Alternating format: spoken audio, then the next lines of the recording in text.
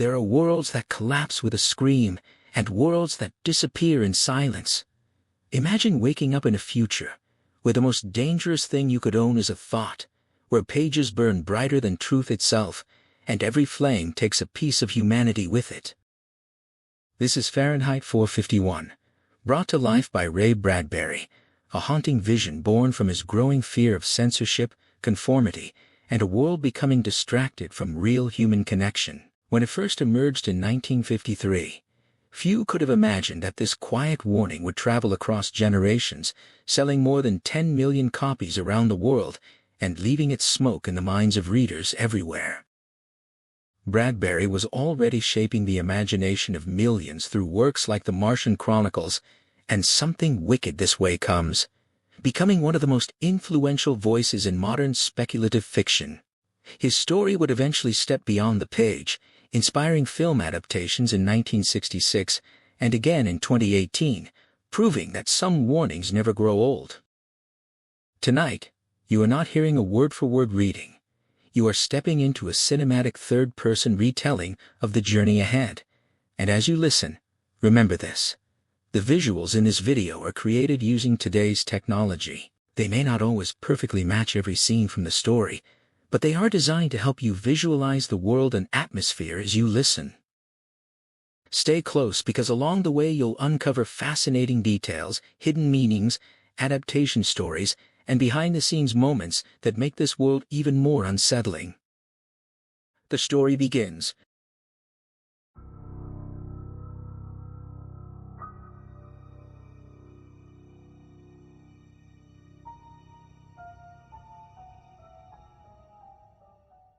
The blaze was a living thing in his grip, the brass nozzle a serpent's head, spitting kerosene in a venomous arc that painted the world in blackened cinder.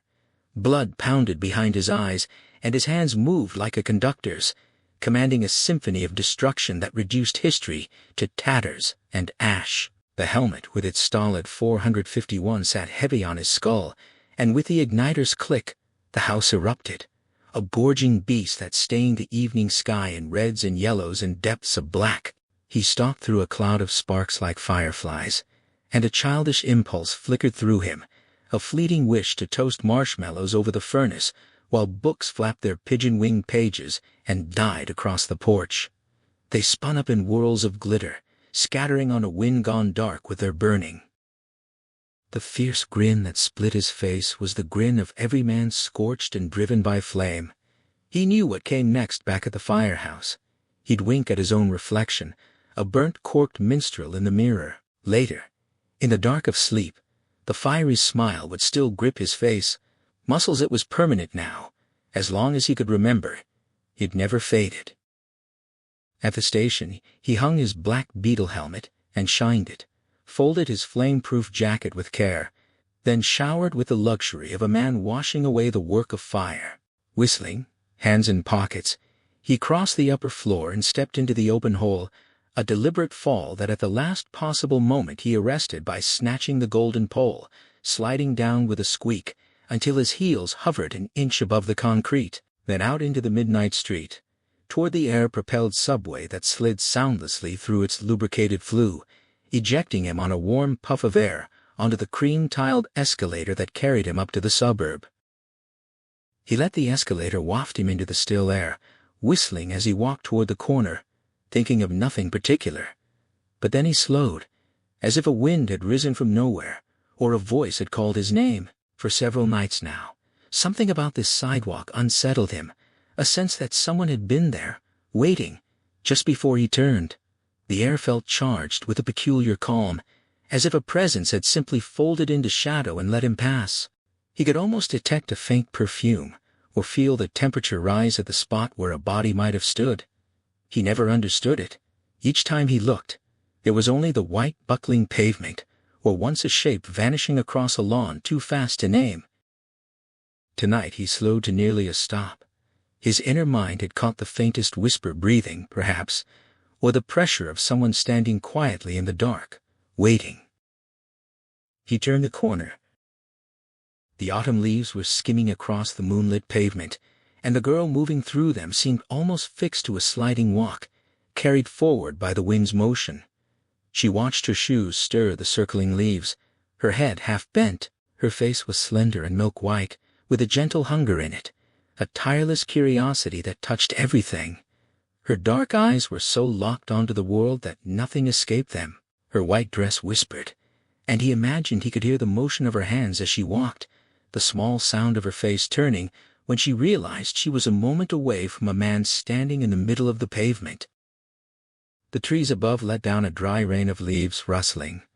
She stopped, looking as if she might pull back, but instead held her ground, regarding him with eyes so dark and alive that he felt he must have said something wonderful.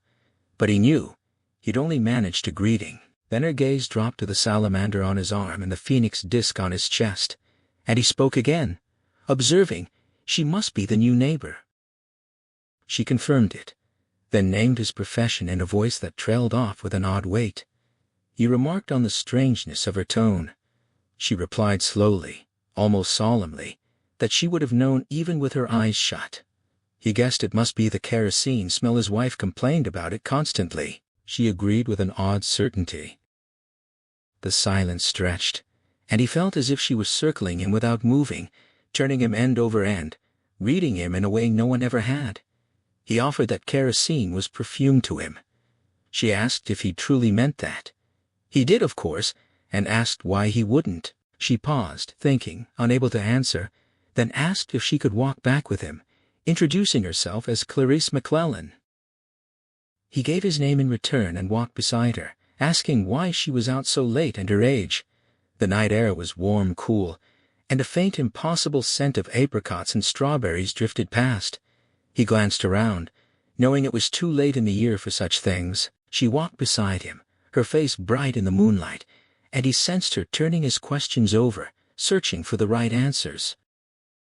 She explained. She was 17 and crazy. Her uncle's rule always say you're 17 and insane. She loved the night, the smell of things, the look of things, sometimes walking until sunrise. Then she told him she wasn't afraid of him at all, which surprised him. He asked why she would be. She explained that many people were afraid of firemen, but he was just a man after all. He caught his own reflection in her eyes, tiny, dark, detailed, suspended in those shining drops like violet amber that could hold him whole. Her face, turned to him, was fragile milk crystal with a soft candlelight glow, not the hysterical glare of electricity. It reminded him of a childhood power failure, a last candle his mother had lit, a brief rediscovery of warmth and comfort that had drawn the world close around them, both hoping the darkness would last a while longer. She asked how long he'd been a fireman. 10 years. She asked if he ever read the books he burned. He laughed it off as illegal.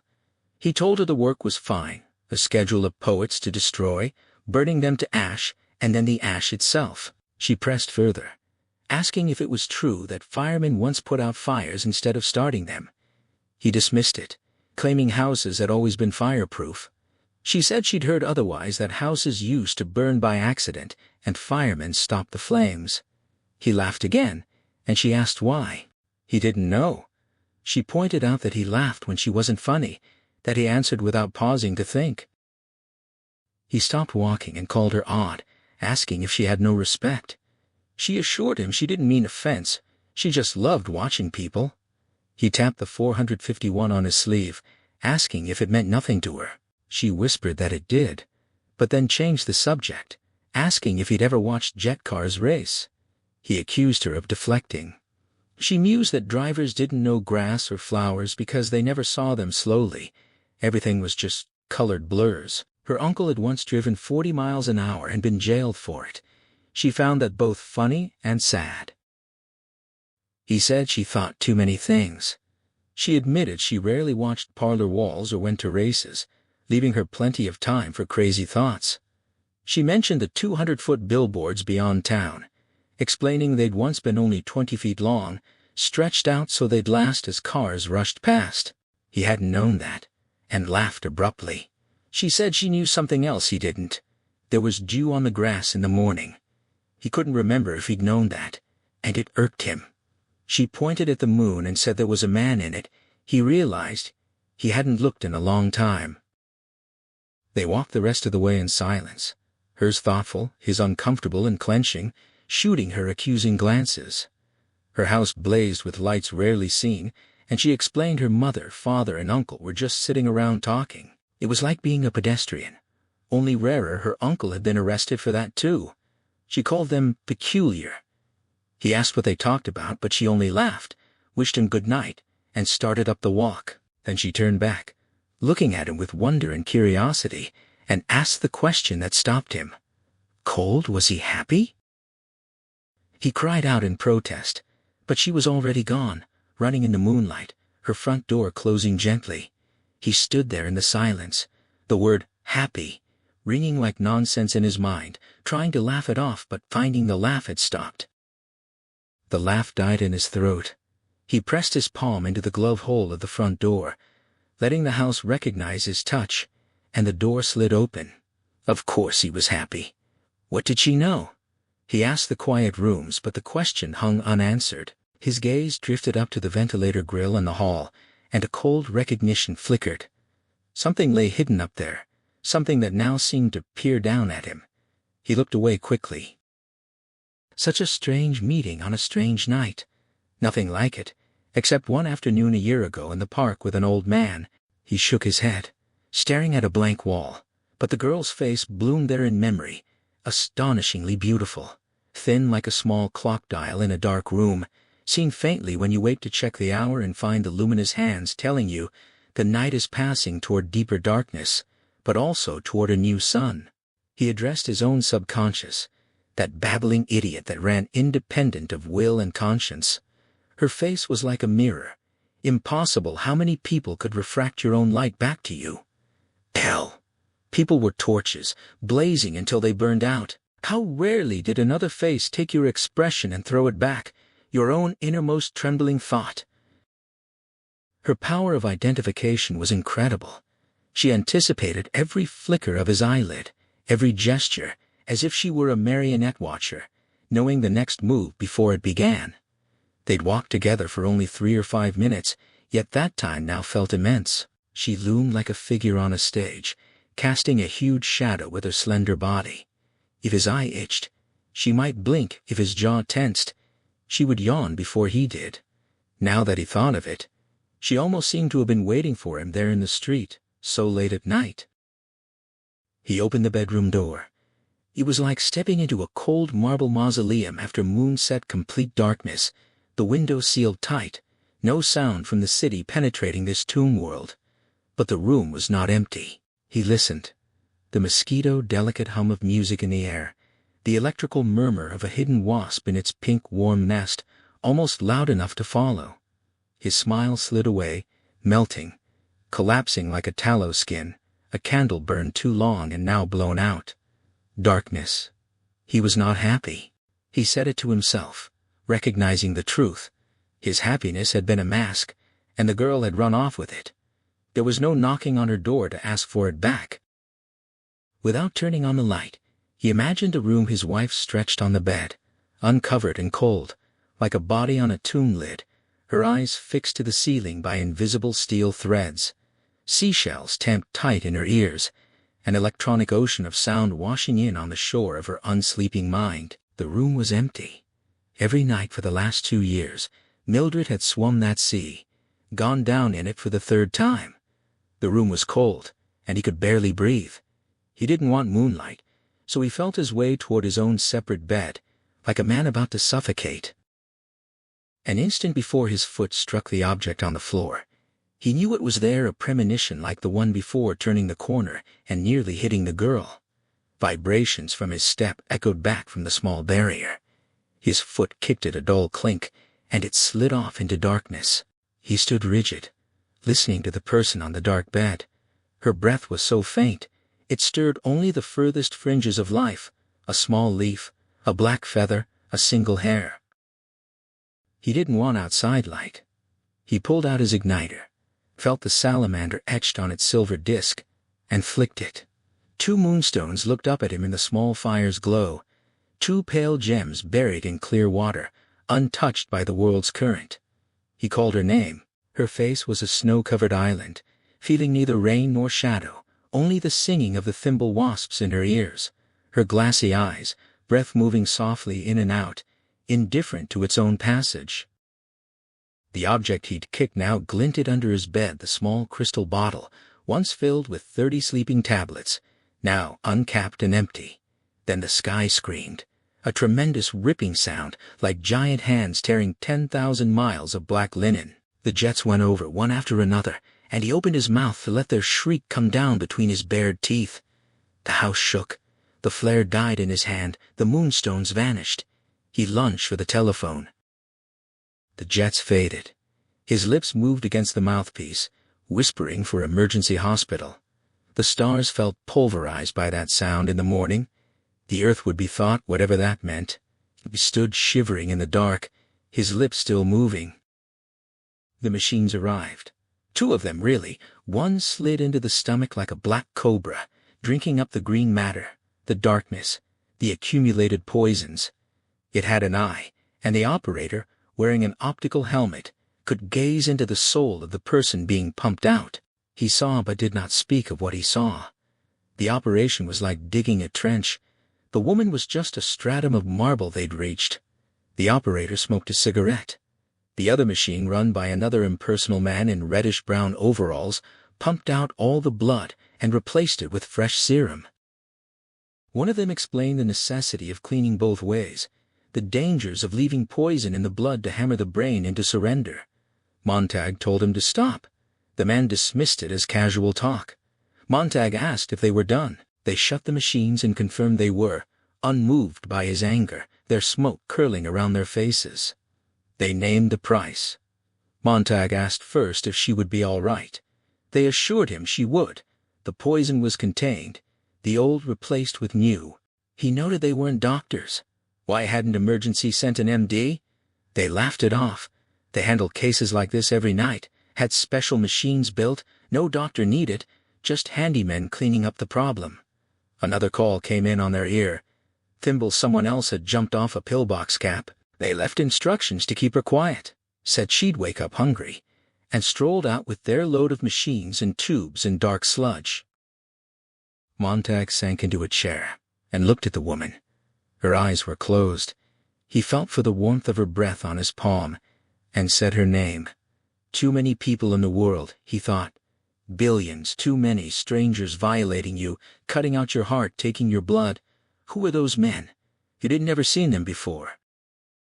Half an hour passed. New blood coursed through her, and it seemed to have done something new, her cheeks pink, her lips soft and colored. Someone else's blood. If only they could have taken her mind to the cleaners too, emptied, and steamed, and reblocked it. He got up, pulled back the curtains, opened the windows to let the night air in. 2 o'clock in the morning. Was it only an hour ago Clarice in the street? Him coming in, the dark room, his foot kicking the bottle? Only an hour, but the world had melted and resprung in a new, colorless form. Laughter drifted across the moon-colored lawn from Clarice's house, relaxed, hearty, not forced, coming from that brightly lit place, while all other houses kept to themselves in darkness.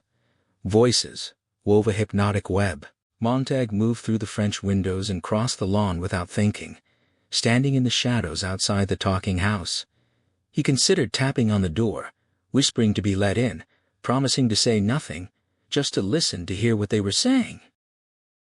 He remained frozen in the shadows, his face cold as a mask, listening to a man's voice, perhaps the uncle speaking with an easy cadence about the disposable nature of people in this age, using others like tissues, wadding them and flushing them away, everyone riding on everyone else's coattails, with no way to even root for your own side when you lacked a program or knew the names or the colors of their jerseys as they took the field. Montag retreated to his own house, leaving the window wide, checking on Mildred and tucking the covers around her with careful hands.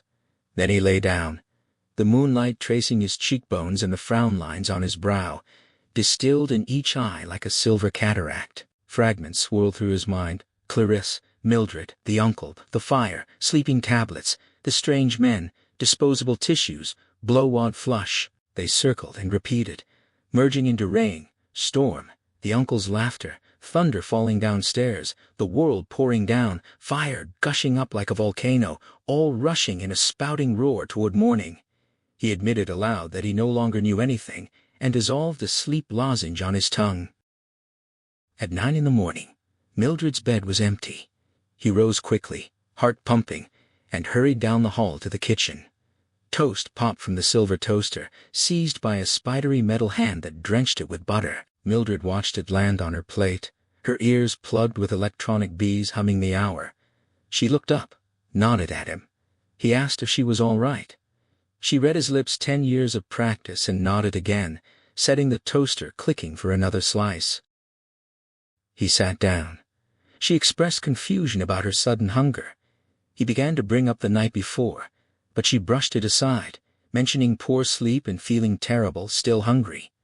He tried again, asking about last night. She watched his lips casually, asking what about it, whether they'd had some wild party, feeling hungover, wanting to know who had been there. He said only a few people. She accepted that, chewing her toast, hoping she hadn't done anything foolish. He assured her she hadn't. The toaster spidered out a piece of buttered bread for him. He held it, grateful. She observed that he didn't look so hot himself.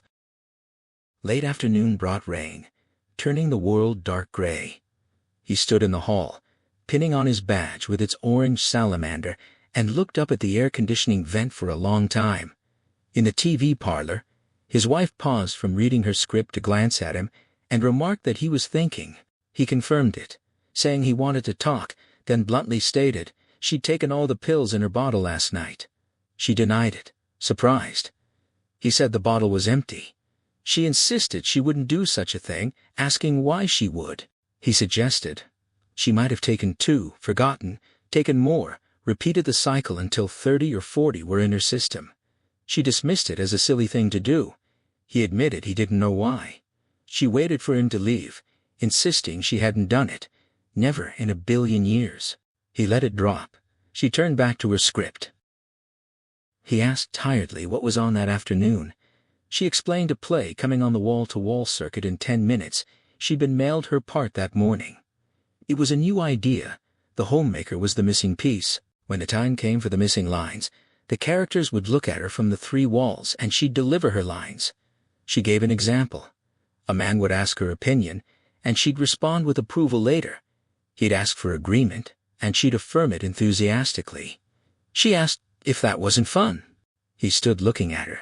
She insisted it was. He asked what the play was about. She repeated the names of the characters. It would be even more fun when they could afford the 4th wall. It was only $2,000. He noted that was 1/3 of his yearly pay. She argued. It was only $2,000, and he should consider her a 4th wall would make the room feel like exotic people's spaces.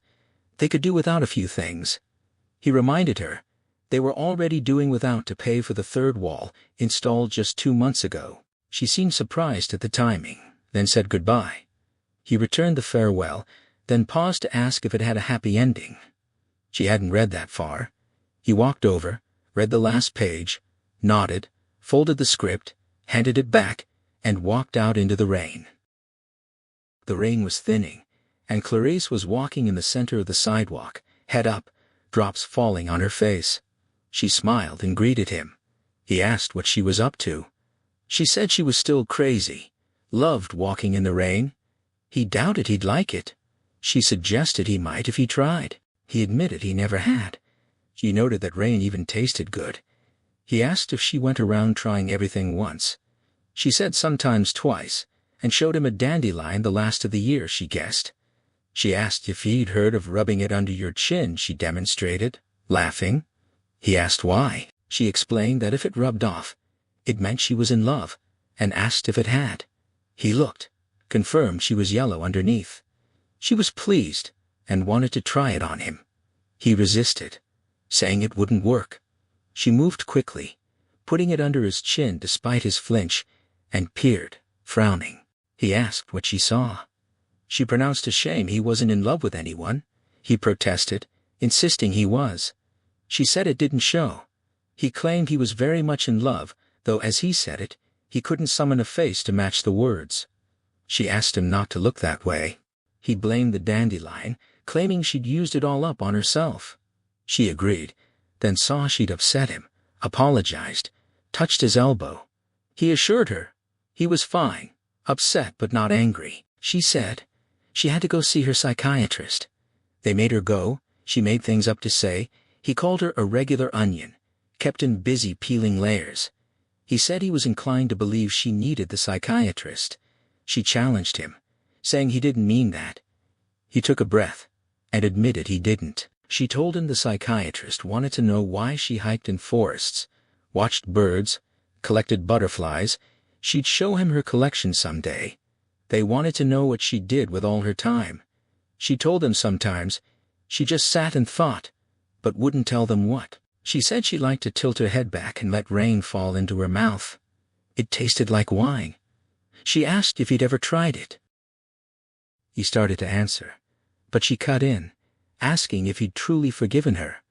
He paused, then confirmed that he had, though he couldn't quite say why she was peculiar, aggravating, yet easy to forgive. He asked if she was really 17. She corrected that it would be next month. He found it odd, strange. His wife was 30, yet Clarice often seemed much older. She returned the observation, calling him peculiar too, sometimes forgetting he was a fireman, and asked if she could make him angry again. He gave her permission.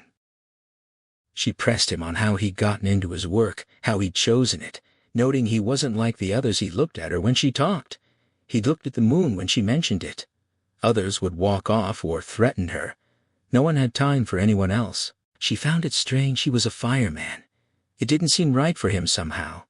He felt his body split into opposing sensations, hot and cold, soft and hard, trembling, and still the two halves grinding against each other. He told her she'd better run to her appointment. She ran off, leaving him in the rain. Only after a long time did he move, and as he walked, he slowly tilted his head back and opened his mouth to the rain for just a few moments. The mechanical hound slept and didn't sleep, lived and didn't live in its gently humming, vibrating, softly lit kennel in the dark corner of the firehouse. Moonlight and dim light touched the brass, copper and steel of the faintly trembling beast, flickering on ruby glass and sensitive capillary hairs in its nylon-brushed nostrils. It quivered gently on 8 spidered legs with rubber-padded paws. Montag slid down the brass pole, went outside to look at the city under a cleared sky, lit a cigarette, then came back to bend and study the hound. It was like a great bee returned from fields of poisonous honey, its body crammed with nightmare nectar, now sleeping off its evil. He whispered a greeting, fascinated as always with the dead yet living beast. At night, when things got dull, which was every night, the men would set the hound's olfactory combinations and release rats, chickens or cats in the firehouse areaway, betting on which it would seize. 3 seconds later, the game was done. The animal was caught, gripped in gentle paws while a hollow steel needle injected morphine or procaine, then tossed in the incinerator. A new game began. Montag stayed upstairs most nights now. 2 years ago, he'd bet with them, lost a week's salary, and faced Mildred's rage. Now he lay in his bunk, face to the wall, listening to the laughter, the scurry of rat feet, the squeak of mice, and the silent shadow of the hound leaping like a moth, finding its victim, inserting the needle, and returning to its kennel as if switched off. He touched the muzzle. The hound growled. He jumped back. It half rose, neon green blue light flickering in its eye bulbs, and growled again, a rasping combination of electrical sizzle, frying sound, scraping metal, and turning cogs. He tried to calm it, heart pounding, watching the silver needle extend and retract. The hound took a step from its kennel. He grabbed the brass pole which slid upward, carrying him through the ceiling. He stepped off on the upper deck, trembling, face green-white. Below, the hound had sunk back onto its insect legs, humming, its eyes at peace. He stood by the drop hole, letting the fear pass. Behind him, 4 men played cards under a green light, glancing briefly. The captain, with his phoenix hat and thin hand of cards, eventually called out, "Curious." Montag said the hound didn't like him. The captain dismissed it. The hound didn't like or dislike, it functioned. A trajectory, they decided. A tool of copper and electricity, Montag pressed on, noting its calculators could be set to any chemical combination, and all their balances were recorded in the master file. Someone could set a partial combination against him, accounting for its reaction. The captain brushed it off, but Montag insisted it had happened before, twice last month. The captain promised to have it checked. Montag stood motionless, thinking of the ventilator grill at home and what lay hidden behind it. If someone knew about that, might they have told the Hound? The captain came over, questioning. Montag deflected, asking what the Hound thought about down there at night, whether it was coming alive, making him cold. The captain said it thought nothing they didn't want it to think. Montag found that sad. All they'd put into it was hunting and killing. The captain snorted, calling it fine craftsmanship, a rifle that found its own target. Montag said that was why he wouldn't want to be its next victim. The captain asked if he had a guilty conscience. Montag glanced up sharply. Beatty watched him steadily, his mouth opening in a soft laugh. 7 days passed. Every time he left the house, Clarice was somewhere in the world. He saw her shaking a walnut tree, sitting on the lawn, knitting, found bouquets, chestnuts, or pinned leaves on his door. She walked him to the corner each day through changing weather, rain, clear skies, wind, calm, and a furnace-like summer day that left her sunburned by late afternoon. At the subway entrance one time, he confessed he felt he'd known her for years. She attributed it to liking him, wanting nothing from him, and knowing each other. He said she made him feel old and fatherly. She challenged him to explain why he had no daughters if he loved children so much. He admitted his wife had never wanted any. She stopped smiling, apologizing for thinking he'd been teasing. She called herself a fool. He assured her it was a good question no one had cared enough to ask in a long time. She changed the subject, asking if he'd ever smelled old leaves, likening them to cinnamon. He agreed. She noted he always seemed shocked. He said he just hadn't had time. She asked if he'd looked at the stretched-out billboards. He thought so, and laughed. She said his laugh sounded nicer, more relaxed. He felt at ease, and asked why she wasn't in school, seeing her wandering every day. She said they didn't miss her. They called her antisocial because she didn't mix, though she considered herself very social. Social to her meant talking about things like chestnuts or the strangeness of the world, not gathering people and not letting them talk. She described the school routine: TV class, sports, more sports, but never asking questions, just being fed answers and being run ragged so they could only go to bed or to fun parks to bully or smash things. She said she had no friends, which was supposed to prove she was abnormal, but everyone she knew was either shouting, dancing wildly, or hurting each other. She asked if he noticed how people hurt each other nowadays. He observed that she sounded very old. She agreed, saying sometimes she felt ancient.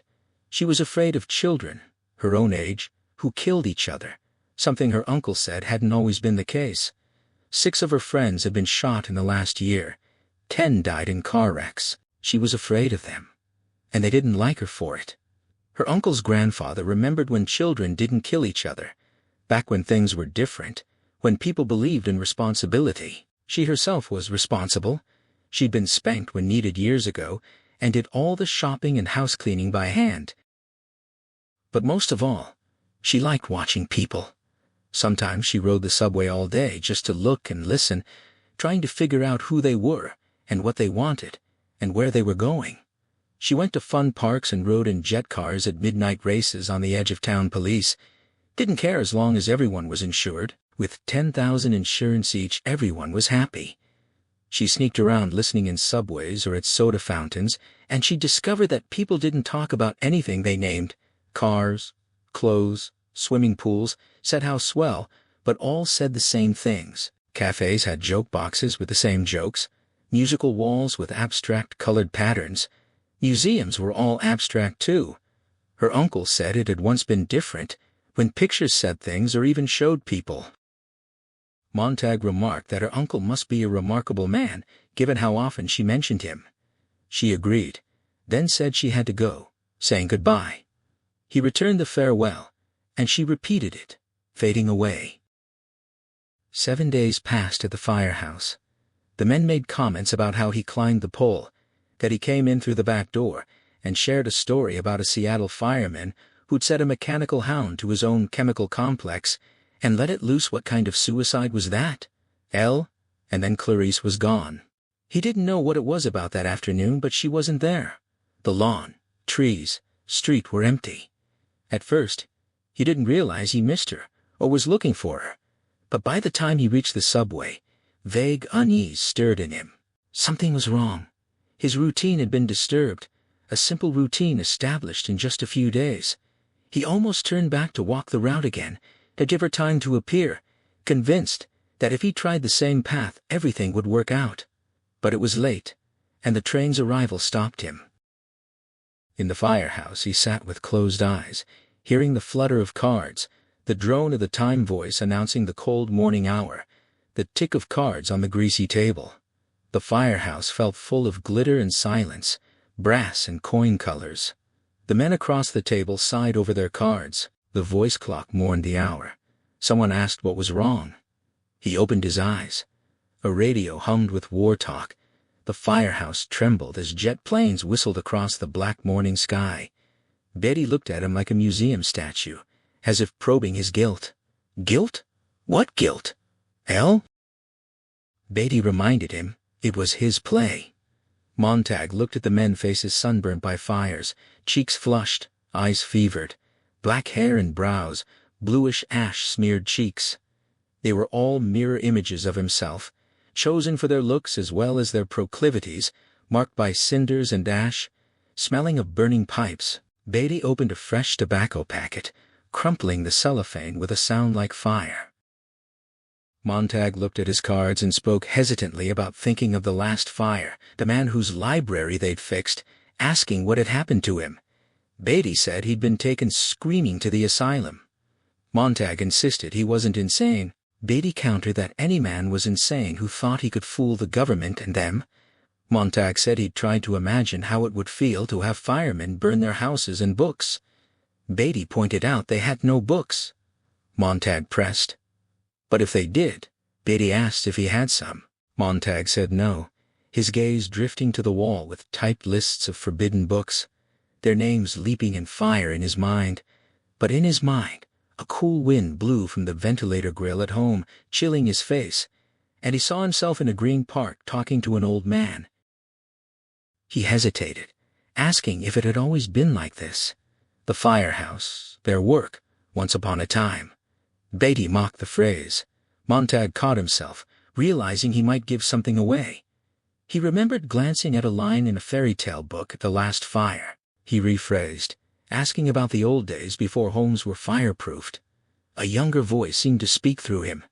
Clarice's voice, asking if firemen used to prevent fires rather than start them. Beatty laughed, and Stoneman and Black brought out rule books with brief histories. Laying them out established 1790 to burn English-influenced books in the colonies. First fireman Benjamin Franklin, rules to answer alarms swiftly, start fires swiftly, burn everything, report back, stand alert. Everyone watched Montag. He didn't move. The alarm sounded 200 kicks from the ceiling bell. 4 chairs emptied, cards fell like snow, the brass pole shivered, and the men were gone. Montag sat in his chair as the orange dragon coughed to life below. He slid down the pole like a man in a dream, the hound leaping up with green flame eyes. Someone shouted that he'd forgotten his helmet. He grabbed it, ran, leapt, and they were off into the night, wind hammering with siren scream and metal thunder. They arrived at a flaking 3-story house in the ancient part of the city, a century old, held together by a thin fireproof plastic sheath. The engine stopped. Beatty, Stoneman, and Black ran up the sidewalk, and Montag followed. They crashed the front door and grabbed at a woman. She wasn't running, wasn't trying to escape. She stood weaving, eyes fixed on nothing, as if struck a terrible blow. Her tongue moved, trying to remember something, and then she spoke words about playing the man and lighting a candle in England that would never be put out. Beatty silenced her, demanding where the books were, slapping her face with objective detachment. The old woman's eyes focused on him, and she said he knew where they were or he wouldn't be there. Stoneman held out the alarm card with a complaint signed by E.B. The woman identified it as her neighbor Mrs. Blake. Beatty ordered the men to get them. They charged up into musty blackness, swinging silver hatchets at doors that were already unlocked, tumbling through with a rollicking shout of boys. Books cascaded down upon Montag as he climbed the sheer stairwell, shuddering. This was all wrong. Usually the police went first, silencing the victim and hauling them away, so you arrived to an empty house. You weren't hurting anyone, only things, and things felt nothing, didn't scream or whimper. It was janitorial work, cleaning up. But tonight, someone had slipped. The woman below was spoiling the ritual with her terrible accusing silence, making the empty rooms roar with guilt that they breathed in as they worked. It wasn't right. Montag felt immense irritation. She shouldn't be here, on top of everything. Books battered his shoulders, arms, upturned face. One landed in his hands like a white pigeon, and in the dim light a page hung open, words delicately painted like snowy feathers. In the rush, he caught a single line that blazed in his mind about time falling asleep in afternoon sunshine. He dropped it, and another fell into his arms. A voice called him upward, his hand closed like a mouth, crushing the book to his chest with wild devotion. Above, men hurled shovelfuls of magazines that fell like slaughtered birds. The woman stood below among the bodies like a small girl. Montag had done nothing. His hand had acted on its own, with a brain and conscience in each trembling finger, turning thief. It plunged the book under his arm, pressed it tight, then rushed out empty with a magician's flourish, as if innocent. He gazed, shaken at that white hand, holding it out, and then close, as if far-sighted or blind. Someone shouted at him not to stand there. Books lay in mounds, men danced and slipped over them, titles glittered and vanished. They pumped kerosene from the numbered tanks, coating each book, flooding the rooms. They hurried downstairs, Montag staggering after in the fumes. They called to the woman to come. She knelt among the books, touching the drenched leather and cardboard, reading gilt titles with her fingers, her eyes accusing Montag. She declared they could never have her books. Beatty invoked the law, argued the books, disagreed with each other, called it a Tower of Babel, insisted the people in them never lived. She shook her head. Beatty warned the whole house was going up. The men moved clumsily to the door, glancing back at Montag, who stood near her. He protested, leaving her. Beatty said she wouldn't come. Montag urged, forcing her. Beatty raised his igniter, citing their return schedule and the familiar pattern of fanatics choosing suicide. Montag placed his hand on her elbow, offering to take her with him. She refused, thanking him. Beatty began counting. Montag pleaded. She told him to go. He pulled at her. She said she wanted to stay. Beatty reached 6. She told him to stop counting, opening her hand to reveal a single kitchen match. The sight drove the men out and down. Beatty backed through the front door, his pink face shiny from 1,000 fires, showing faint panic. The woman's hand twitched on the match, kerosene fumes bloomed. Montag felt the hidden book pound against his chest like a heart. She told him to go, and he found himself backing away, out the door, down the steps, across the lawn where the kerosene trail lay like an evil snail's track. The woman stood motionless on the porch, her quietness a condemnation. Beatty flicked his fingers to spark the kerosene too late. She struck the match against the railing with contempt. People ran from houses all down the street. They drove back in silence. Nobody looked at anyone. Montag sat in the front with Beatty and Black. They didn't even smoke. They looked out as the salamander turned corners and went silently on. Montag finally spoke the words the woman had said, Master Ridley, something about playing the man and lighting a candle. Beatty finished the quote about lighting a candle in England that would never be put out, identifying Latimer and Ridley, burned alive at Oxford in 1555 for heresy. Montag and Stoneman stared at him, startled. Beatty rubbed his chin, saying he was full of bits and pieces most fire captains had to be. He told Stoneman to watch it. They'd missed the turn for the firehouse. Back home, Mildred asked who it was, then told him to put on the light. He refused. She told him to come to bed. He heard her roll impatiently. She asked if he was drunk. It was the hand that started it. All one hand, then the other, worked his coat free and let it fall. He held his pants into the abyss and let them drop. His hands had been infected. Soon his arms would follow, the poison working up his wrists, into his elbows and shoulders, leaping from shoulder blade to shoulder blade like a spark.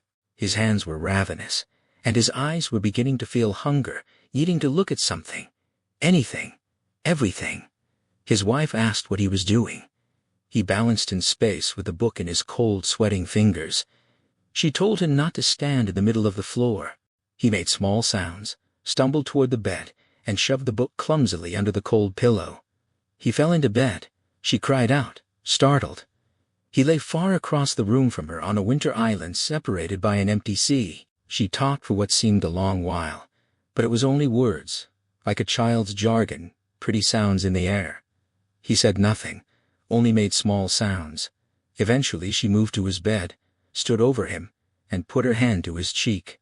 He knew when she pulled it away. It was wet. Late in the night he looked at Mildred. She was awake, a tiny melody dancing in the air. Her seashell was tamped in her ear again, listening to far people in far places, her eyes wide and staring into the blackness of the ceiling.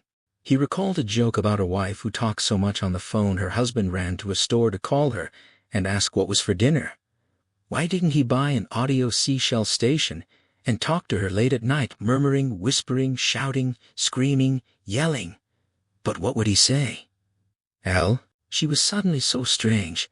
He couldn't believe he knew her at all, like the joke about the drunk man coming home, unlocking the wrong door, betting a stranger, and neither of them the wiser. He whispered her name. She responded. He said he didn't mean to startle her, but wanted to know when they met and where. She asked what he meant. He clarified originally. He knew she was frowning in the dark. He clarified, asking where and when they first met. She started to answer, then stopped, admitting she didn't know. He felt cold, pressing her to remember. She said it had been so long. He insisted it was only 10 years. She told him not to get excited. She was trying to think, and let out an odd, rising laugh at the strangeness of not remembering where or when you met your spouse. He lay massaging his eyes and brow, pressing his hands over his eyes as if to crush memory into place. Suddenly it mattered more than anything to know where he had met Mildred. She dismissed it. Going to the bathroom, he heard water running and swallowing sounds. He agreed it didn't matter. He tried to count her swallows, thinking of the 2 zinc oxide-faced men and the electronic snake winding down into layers of night and stone. He wanted to call out to her how many capsules had she taken tonight. How many more would she take unknowingly? Elle. He thought of her lying on the bed with the technician standing straight over her, arms folded, not bent with concern. He remembered thinking then that if she died, he wouldn't cry.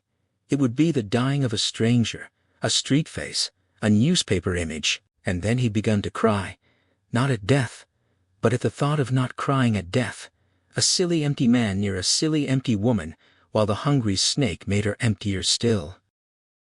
How did you get so empty? Elle. Who took it out of you? The dandelion had summed it up. What a shame. He wasn't in love with anyone. And why not? Elle, wasn't there a wall between him and Mildred? Not just one, but 3 walls, expensive ones, filled with uncles, aunts, cousins, nieces, nephews, a gibbering pack that said nothing, and said it loud. He'd taken to calling them relatives. His most significant memory of Mildred was of a little girl in a forest without trees, or rather lost on a plateau where trees used to be, sitting in the center of the living room. No matter when he came in, the walls were always talking to her. He heard snatches. Something must be done. Let's not stand and talk. Let's do it. I'm so mad I could spit. What was it about? Mildred couldn't say. Who was mad at whom? She didn't quite know. What were they going to do? Wait around and see. He had waited. A thunderstorm of sound gushed from the walls, music at such volume his bones shook, his jaw vibrated, his eyes wobbled. He was a victim of concussion, thrown from a cliff, whirled, spat over a waterfall into endless emptiness. The thunder faded. The music died. Mildred said, "There." And something had indeed happened. People in the walls had barely moved. Nothing was settled, but he felt sucked up in a gigantic vacuum, drowning in cacophony. He came out sweating and near collapse. Behind him, the voices resumed an aunt, saying everything would be all right, a cousin doubting, accusations of anger flying back and forth. Montag cried out in frustration, demanding to know what they were mad about, who these people were, whether they were married or divorced or engaged.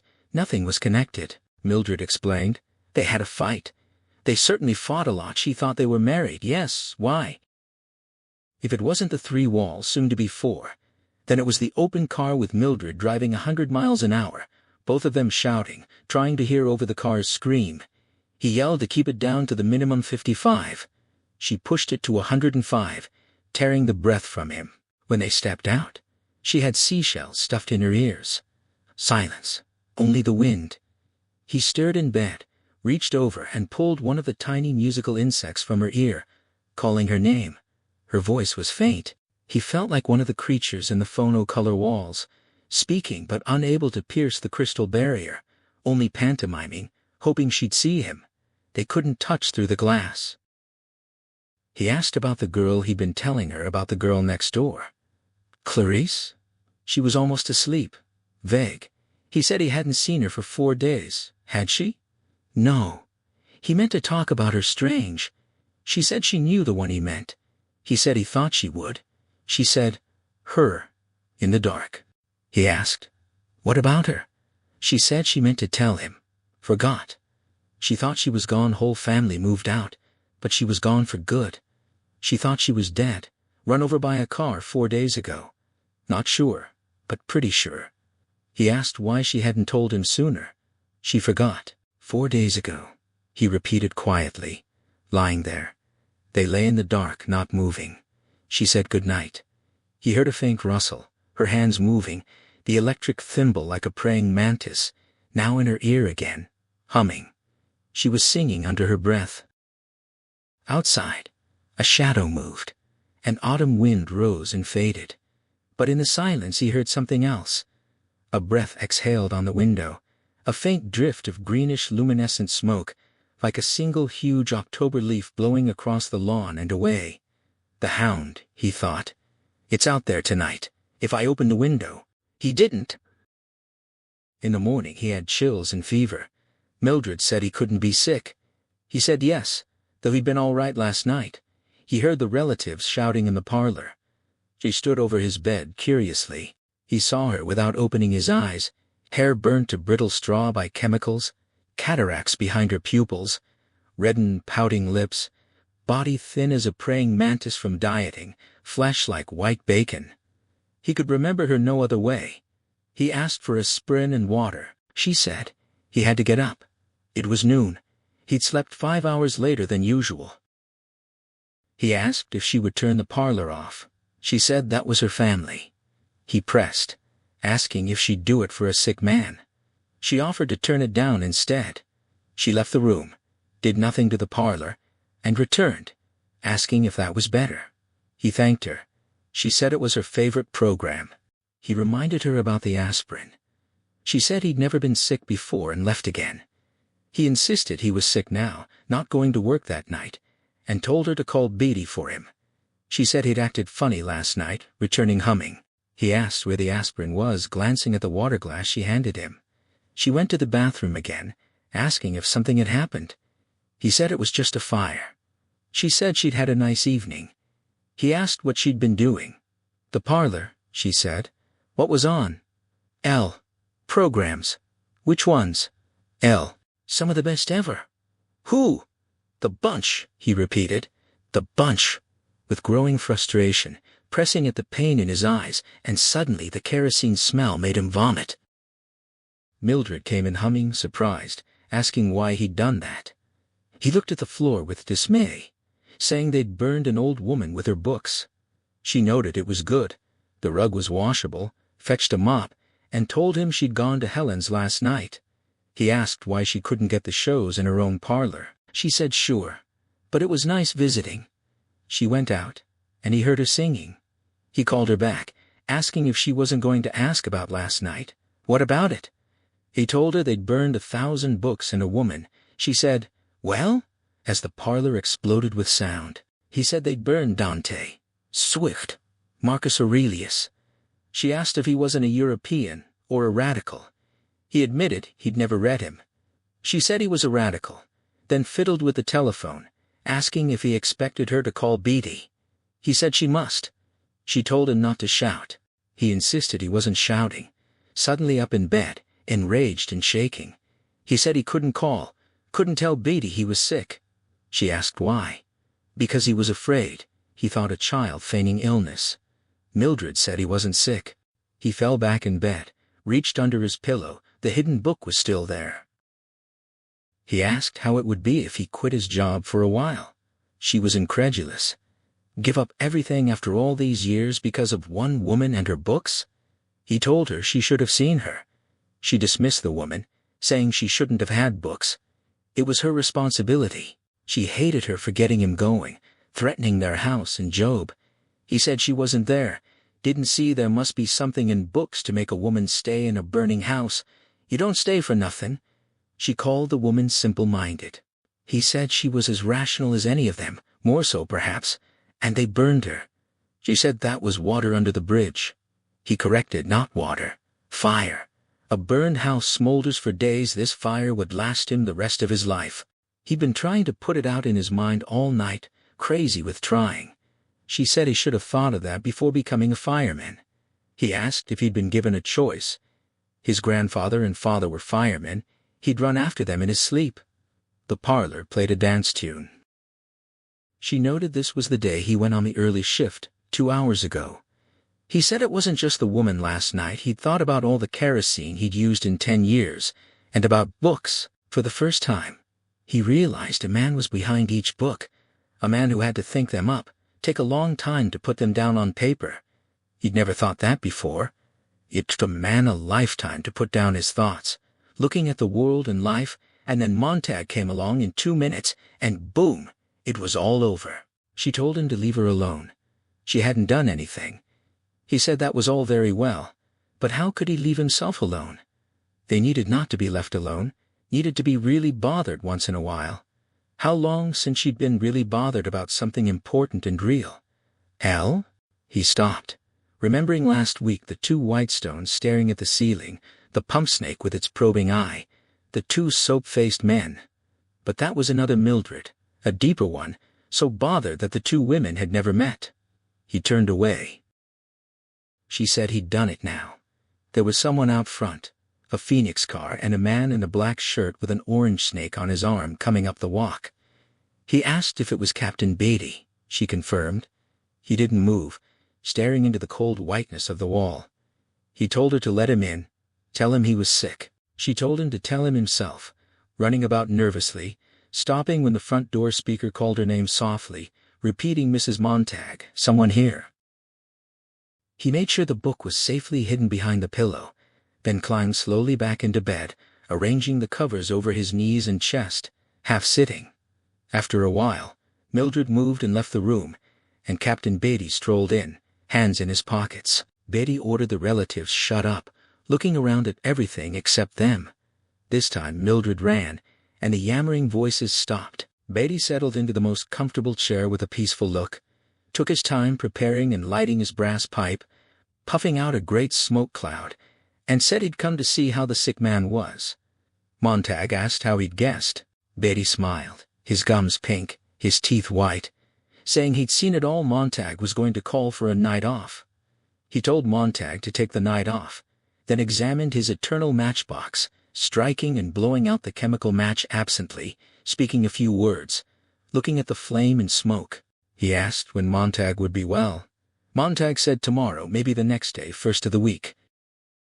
Beatty puffed his pipe, observing that every fireman hits this sooner or later. They needed understanding, to know how the wheels ran, the history of the profession. A shame it wasn't taught to rookies anymore, only fire chiefs remembered now. He offered to let Montag in on it. Mildred fidgeted. Beatty took a minute to settle and think back.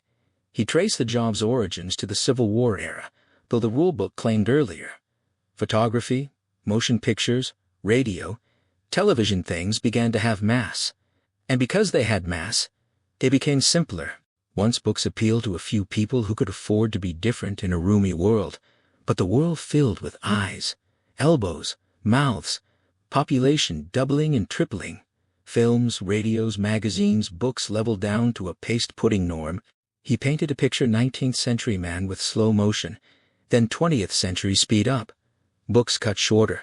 Condensations, digests, tabloids, everything boiled down to the gag, the snap ending. Classics cut for 15-minute radio shows, then to 2-minute columns, finally to 10-line dictionary resumes.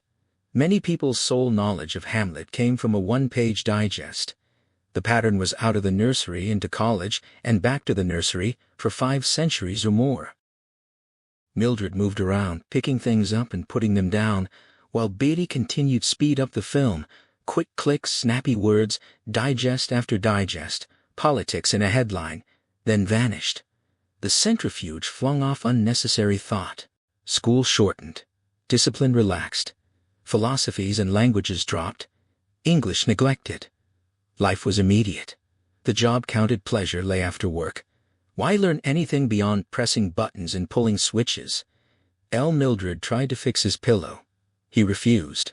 Beatty noted that the zipper displaced the button, costing a man time to think at dawn, a philosophical, melancholy hour.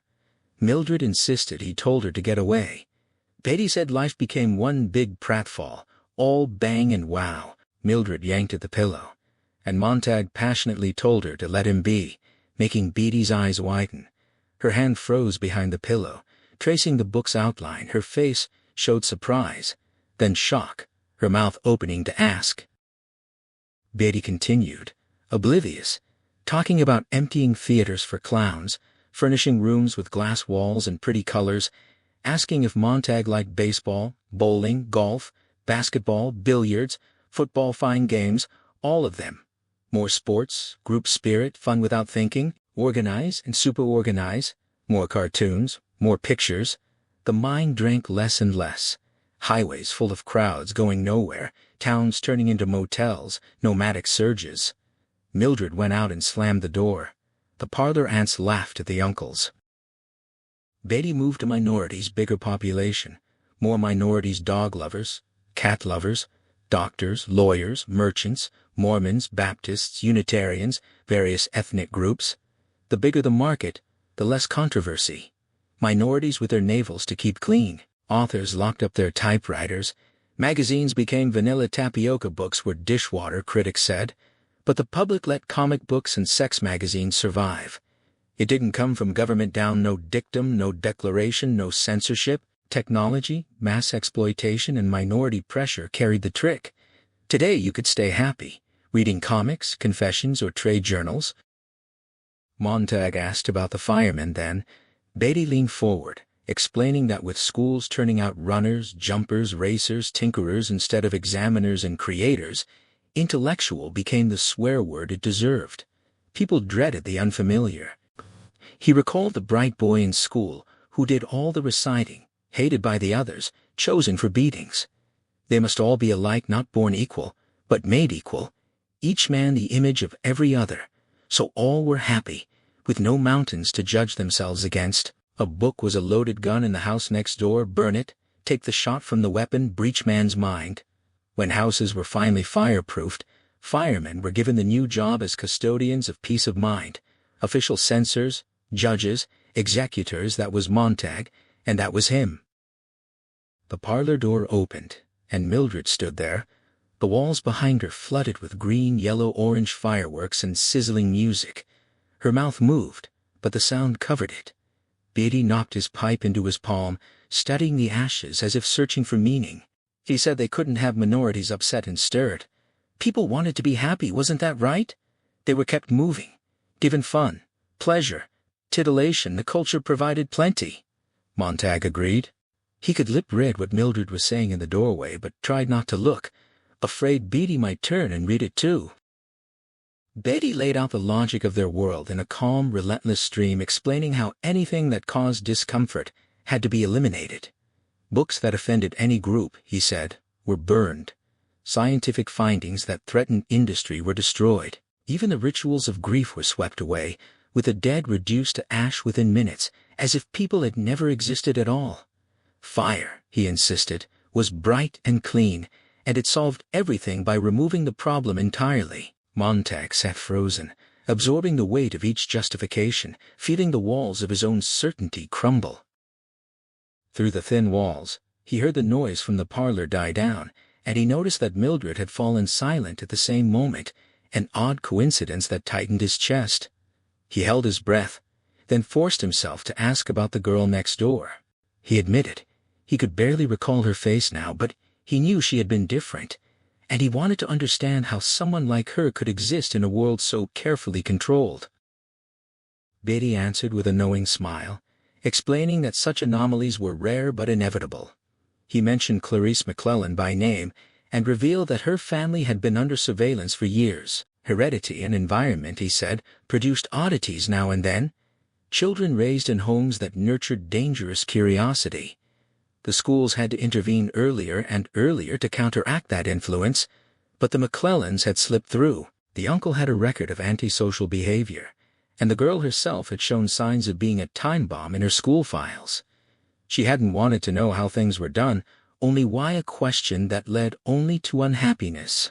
Betty concluded that she was better off dead, and Montag could only echo the word hollowly. The captain continued, laying out the philosophy that kept the world spinning smoothly. If you didn't want people to build dangerous ideas, you removed the raw materials. If you didn't want them troubled by politics, you gave them only one side of every issue or better, none at all. Let them forget war existed. Let them fill their heads with harmless facts, trivia they could recite in contests, enough to make them feel brilliant without ever truly thinking. Keep them busy with sports and spectacles, with anything that triggered automatic reflexes rather than genuine engagement. If entertainment was shallow, it didn't matter. The physical thrill of vibration and noise would convince them they were responding. Beatty admitted he had tried the other path once, had sampled books himself, and had found only confusion and emptiness. He had chosen solid entertainment instead, and he expected Montag to do the same.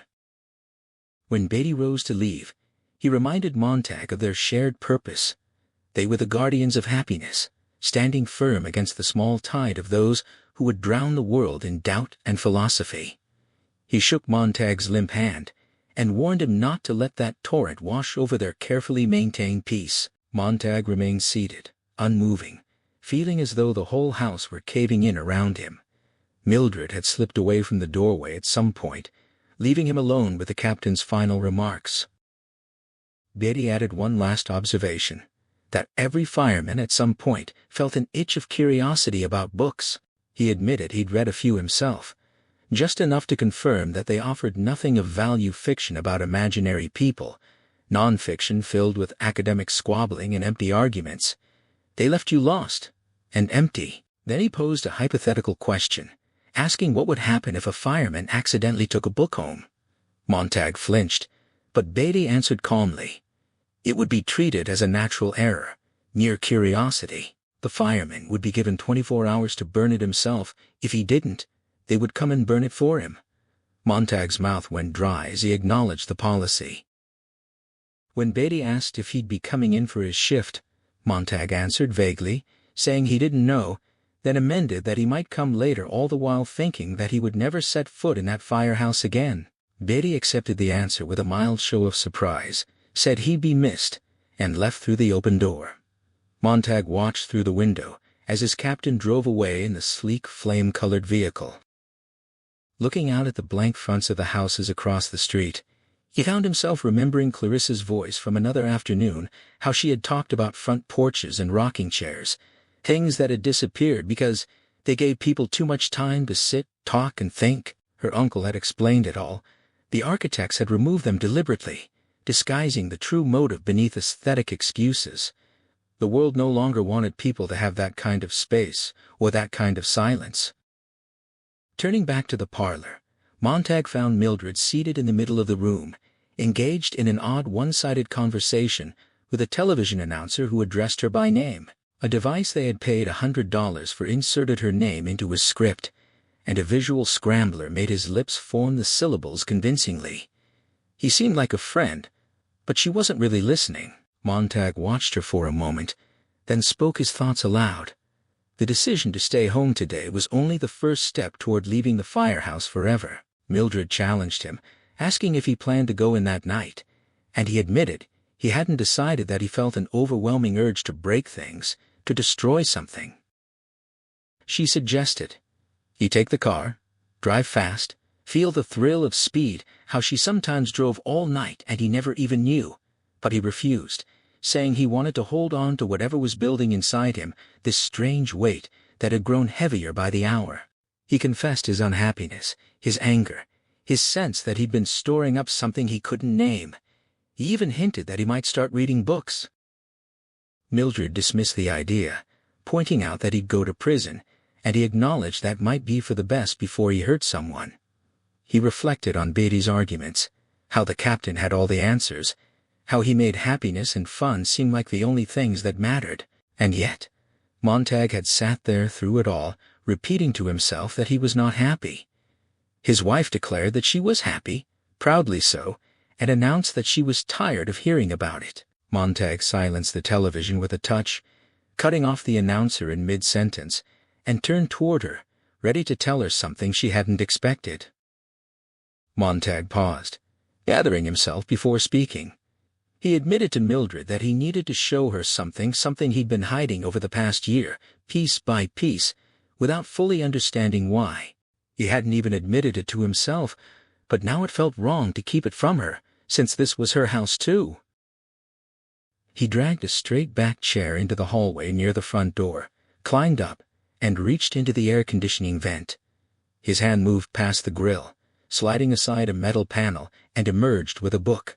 He dropped it to the floor without looking. Again and again he reached in, retrieving books of all sizes and colors, yellow, red, green, until nearly 24 lay scattered at Mildred's feet. Looking down at the pile, he apologized, explaining that he hadn't really thought it through, but now they were both implicated. Mildred recoiled, as if the books were vermin, her breathing quick and shallow, her face drained of color. She stammered his name in disbelief, then lunged forward, grabbing one of the books and making for the kitchen incinerator. He caught her, shouting for her to stop, wrestling with her as she scratched and fought to break free. He slapped her, shook her, trying to get through. She cried out his name again, tears starting to fall. He pleaded with her, asking for just a moment of patience. They couldn't burn these, he insisted. He wanted to read them first, at least once. If Beatty was right, they'd burn them together afterward. He needed her help. He gripped her chin, forcing her to meet his eyes, and told her they were in this together whether they liked it or not. He'd never asked much of her in all their years, but he was asking now. They had to figure out why their lives had become such a mess. Her nightly pills, her reckless driving, his work. They were heading for a cliff, and he didn't want to go over. He promised it would only take a day or two, and then it would be over. If there was anything valuable in these books, maybe they could pass it on. She stopped fighting, and he released her.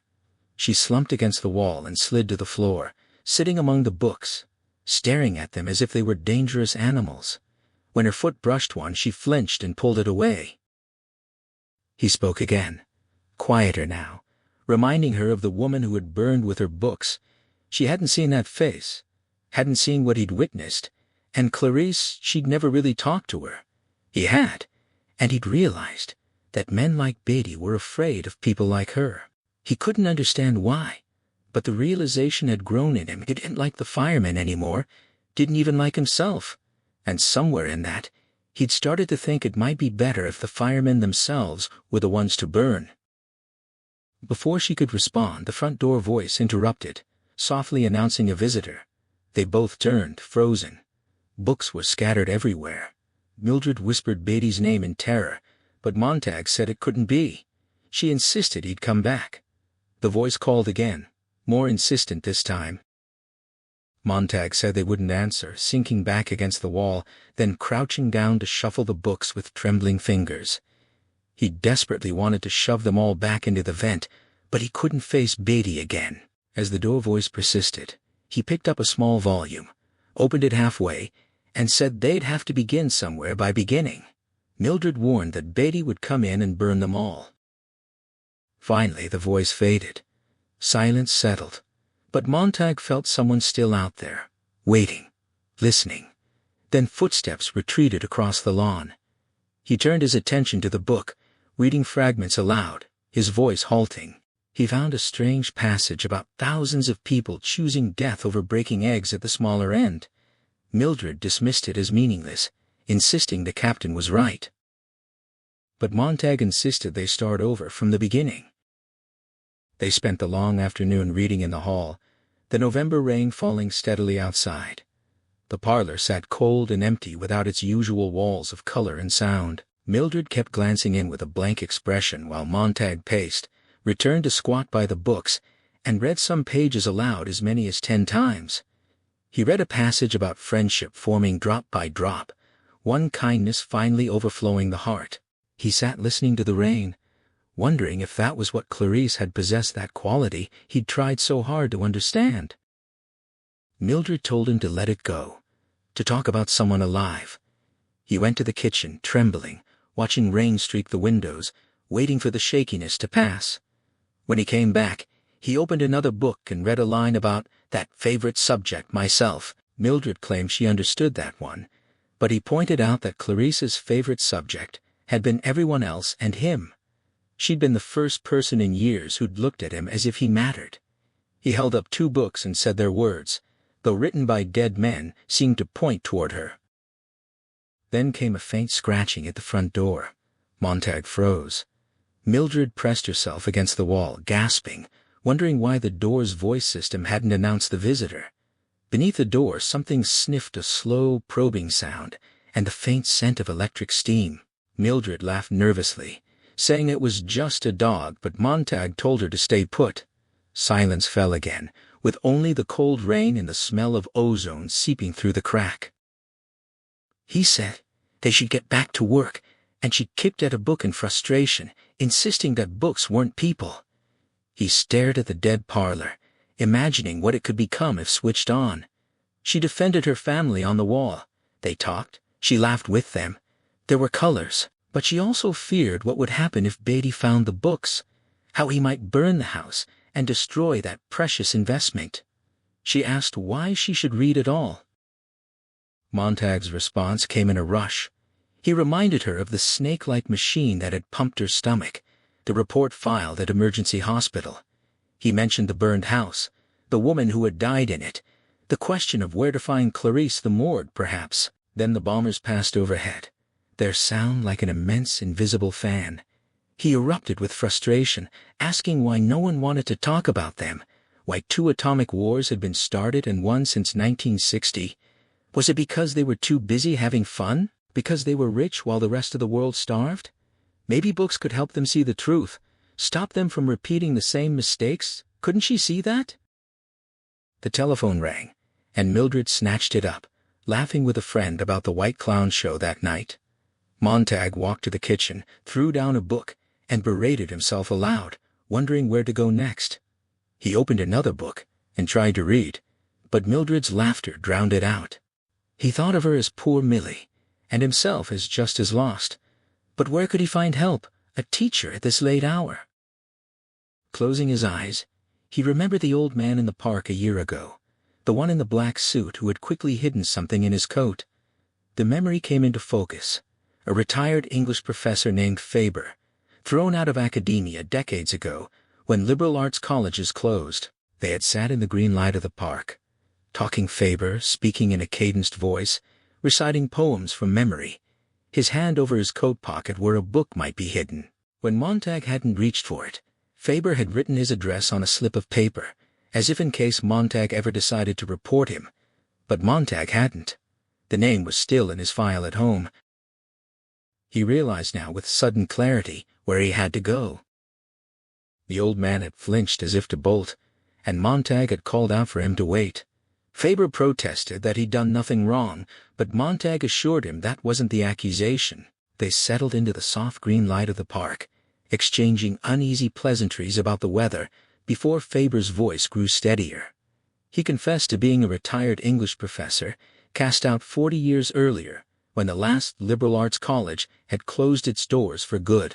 His name was Faber, And once his fear of Montag faded, he spoke in a measured melodic rhythm, gazing at the sky and trees.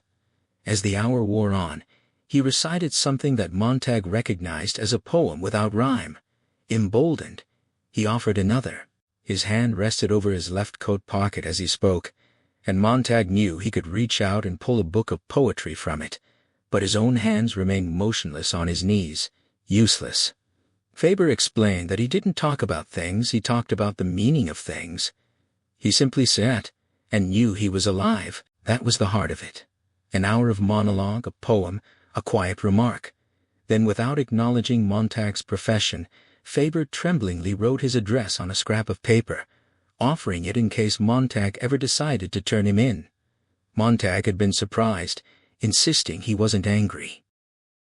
Now, in the present, Mildred's laughter cut through the hall as Montag retrieved his file wallet from the bedroom closet. He found Faber's name still filed under future investigations. He'd never submitted it, never erased it. He dialed the secondary phone, letting it ring a dozen times before Faber answered in a faint, guarded voice. Montag identified himself, and a long silence followed before the professor spoke again. Montag asked an odd question: how many copies of the Bible were left in the country? Faber deflected, claiming ignorance, then grew suspicious. Was this a trap? Montag pressed, asking about Shakespeare and Plato, and Faber's response was sharp and final: none. He hung up. Montag lowered the receiver, already knowing the answer from Firehouse Records, but he'd needed to hear it from Faber himself. Back in the hall, Mildred's face lit with excitement. The ladies were coming over. Montag showed her the Bible, identifying it as the Old and New Testament, but she refused to engage. He pointed out it might be the last copy in their region, but she reminded him he had to return it that night. Betty knew he had it. Montag reasoned that Betty probably didn't know which specific book he'd stolen, but that raised a new problem: how to choose a substitute. If he turned in Jefferson or Thoreau and Betty knew the real theft, he'd suspect they had an entire library hidden. Mildred's mouth twitched with panic, accusing him of ruining them and demanding to know who was more important, her or that Bible. She began to shriek, her face contorting like melting wax. Montag, barely listening, said there was only one solution before turning the book over to Betty. He'd need to have a duplicate made. Mildred pivoted instantly, asking if he'd be home for the White Clown show and the ladies' visit. He paused at the door, his back to her, and asked a strange question. Did the White Clown love her? She didn't answer.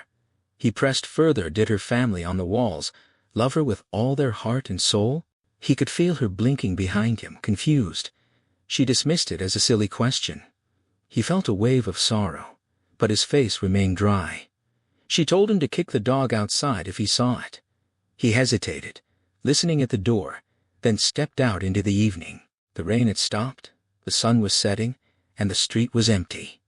He let out a long breath and slammed the door. On the subway, he felt a numbness that had started the night he'd kicked the pill bottle in the dark. He told himself it would pass, that someone, Faber perhaps, would help him recover the old face, the old hands, even the burnt-in smile he'd lost. The train rushed through its tunnel, cream tiles and darkness alternating. He remembered a childhood memory, sitting on a yellow dune by the sea, trying to fill a sieve with sand for a dime, the grain sifting through, no matter how fast he poured. The faster he worked, the more the hot sand whispered away, leaving him exhausted and tearful in the July heat. Now, as the underground train jolted him through the dead cellars of the city, that memory returned with terrible clarity. He looked down and saw the Bible open in his hands. A foolish hope flickered. If he read fast enough, maybe some of it would stick, like sand in the sieve. But the words fell through just the same, and he knew that in a few hours he'd be handing this over to Betty. Every phrase had to be memorized. He willed himself to do it, clenching the book. But the train speakers blared an advertisement for Denham's dentifrice, drowning his thoughts. He tried to focus on a phrase from the Bible, "Consider the lilies of the field," but the commercial hammered back. He tore the book open, flicking pages, feeding the letters blindly as the ad repeated. The pressure built until he couldn't contain it. He stood up, screaming for the noise to stop, his face contorted, his mouth dry, the book flapping in his clenched fist. The other passengers shrank back from him. The train retaliated with a torrent of tinny music, pounding everyone into submission. There was nowhere to run. Through it all, he tried to hold on to the lilies, but Denham's was everywhere. As the train reached his stop, the doors hissed open. He stood frozen until they began to close, then lunged through the slicing gap, barely making it. He ran through the white-tiled tunnels, ignoring the escalators, needing to feel his legs pump, his arms swing, his lungs burn. A voice trailed after him, chanting the product name, and the train vanished into its hole. He arrived at Faber's house, knocking and calling out his identity. Faber's voice came through, suspicious and fearful, asking what he wanted. Montag begged to be let in, insisting he was alone. Faber demanded a sworn assurance, and Montag gave it. The door eased open, revealing Faber in the dim light, ancient, brittle, his fear plain on his face. He looked as though he hadn't left the house in years, his features pale and faded like the plaster walls behind him. But when his gaze found the book beneath Montag's arm, something shifted. He seemed less old, less fragile, his fear slowly receding.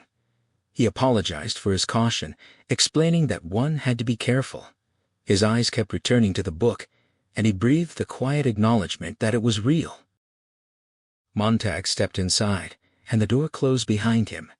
Faber gestured for him to sit, backing away as if the book might vanish if he looked elsewhere. For a moment, Montag glimpsed through an open bedroom door, a desk cluttered with machinery and steel tools. But Faber noticed his attention and quickly shut the door, gripping the knob with a trembling hand. His gaze unsteadily returned to Montag, who now sat with the book in his lap. Faber asked where it had come from, and Montag admitted he'd stolen it. Faber met his eyes directly for the first time, calling him brave. Montag shook his head. His wife was dying, a friend was already dead, and someone else who might have been a friend had been burned less than a day ago. Faber was the only person he knew who might help him see clearly. Faber's hands twitched with longing, and he asked if he could hold the book. Montag handed it over. Faber turned the pages slowly, savoring the feel and smell, remarking how long it had been. He wasn't a religious man, but the Bible was as good as he remembered. He reflected on how the culture had transformed Christ into a sugary commercial figure, a peppermint stick, who made veiled references to products everyone supposedly needed. The book itself smelled like nutmeg or exotic spice, a scent he'd loved as a boy, when there had been so many lovely books before they'd let them all go. He confessed his own cowardice. He'd seen the direction things were taking, had said nothing, and had become complicit in his silence. When the firemen were set to burn books, he'd made only a few weak protests, then subsided, when no one joined him. Now, it was too late.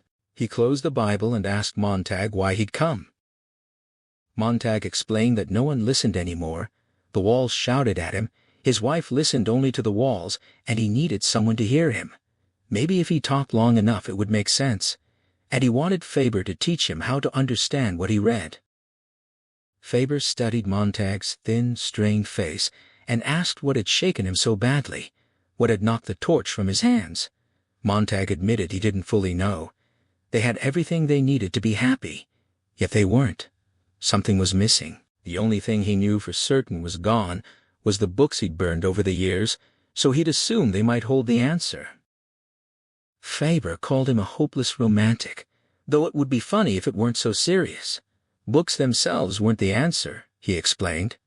It was what they contained, the same quality of detail and awareness that could be projected through other media but wasn't. Books were merely one type of receptacle, a storage for things people feared forgetting. There was nothing magical about the physical objects. The magic was in how they wove the universe together. Montag was intuitively right, but he still didn't fully understand. 3 things were missing. First, quality. Books mattered because they had texture, pores, features under a microscope. Life streamed through them in infinite detail. The more pores, the more truth per square inch, the more literary they were. Good writers touched life, often mediocre ones ran a quick hand over her bad ones. violated her, and left her for the flies.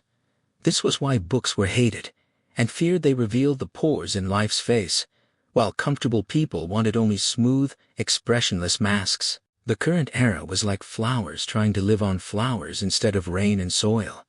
Even fireworks, for all their beauty, came from the earth, yet people thought they could grow on spectacle alone. He invoked the legend of Antaeus, the giant whose strength came from contact with the ground, who perished when lifted into the air. If that legend held no meaning for their time, he said, he was insane. That was the first missing element quality of information. Second, leisure. Not just off hours, but time to think. When people weren't driving dangerously fast or playing games, they sat in rooms where they couldn't argue with the four-wall televisor. The televisor was real, immediate, dimensional. It told them what to think, and blasted it in so quickly their minds had no time to protest. Montag mentioned that his wife said books weren't real, and Faber thanked God for that. One could shut a book and pause, playing God to it, but no one could tear themselves from the environment of a TV parlor, which shaped them however it wished. Books could be argued with, but he'd never been able to argue with a full-color, three-dimensional symphony orchestra that engulfed him. His own parlor was just 4 plaster walls, and he carried earplugs for the subway. Montag murmured about Denham's dentifrice and the lilies of the field, then asked where they went from here. Would books help?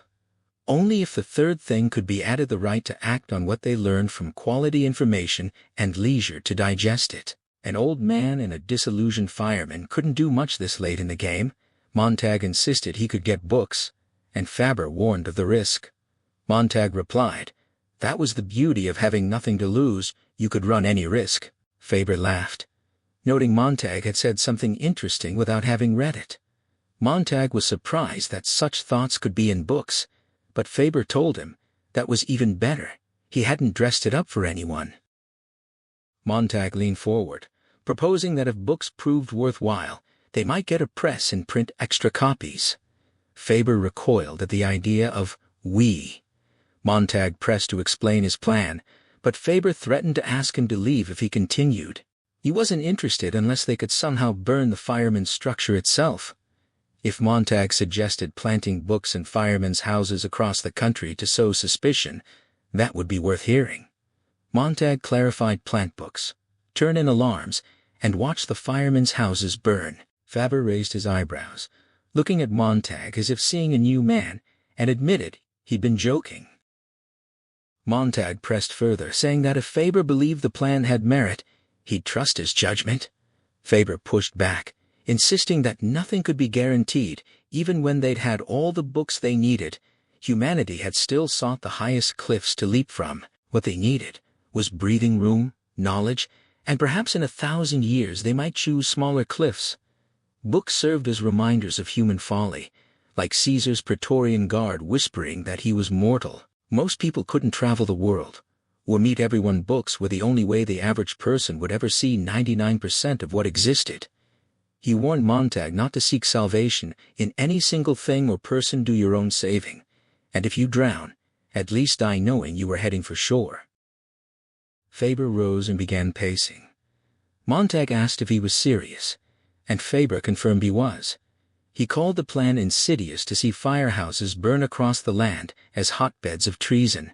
But trust was the problem. Who besides the two of them would set the fires? Montag suggested other professors, former writers, historians, linguists. Faber dismissed them as dead or ancient. Montag insisted that older people would go unnoticed, that Faber must know dozens. Faber conceded.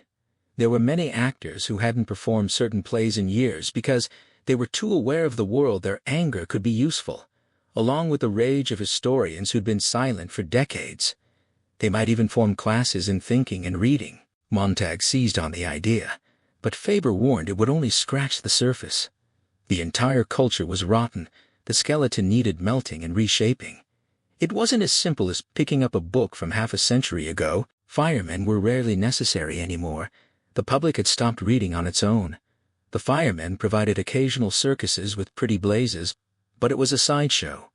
Few people wanted to be rebels, and most of those, like himself, scared easily.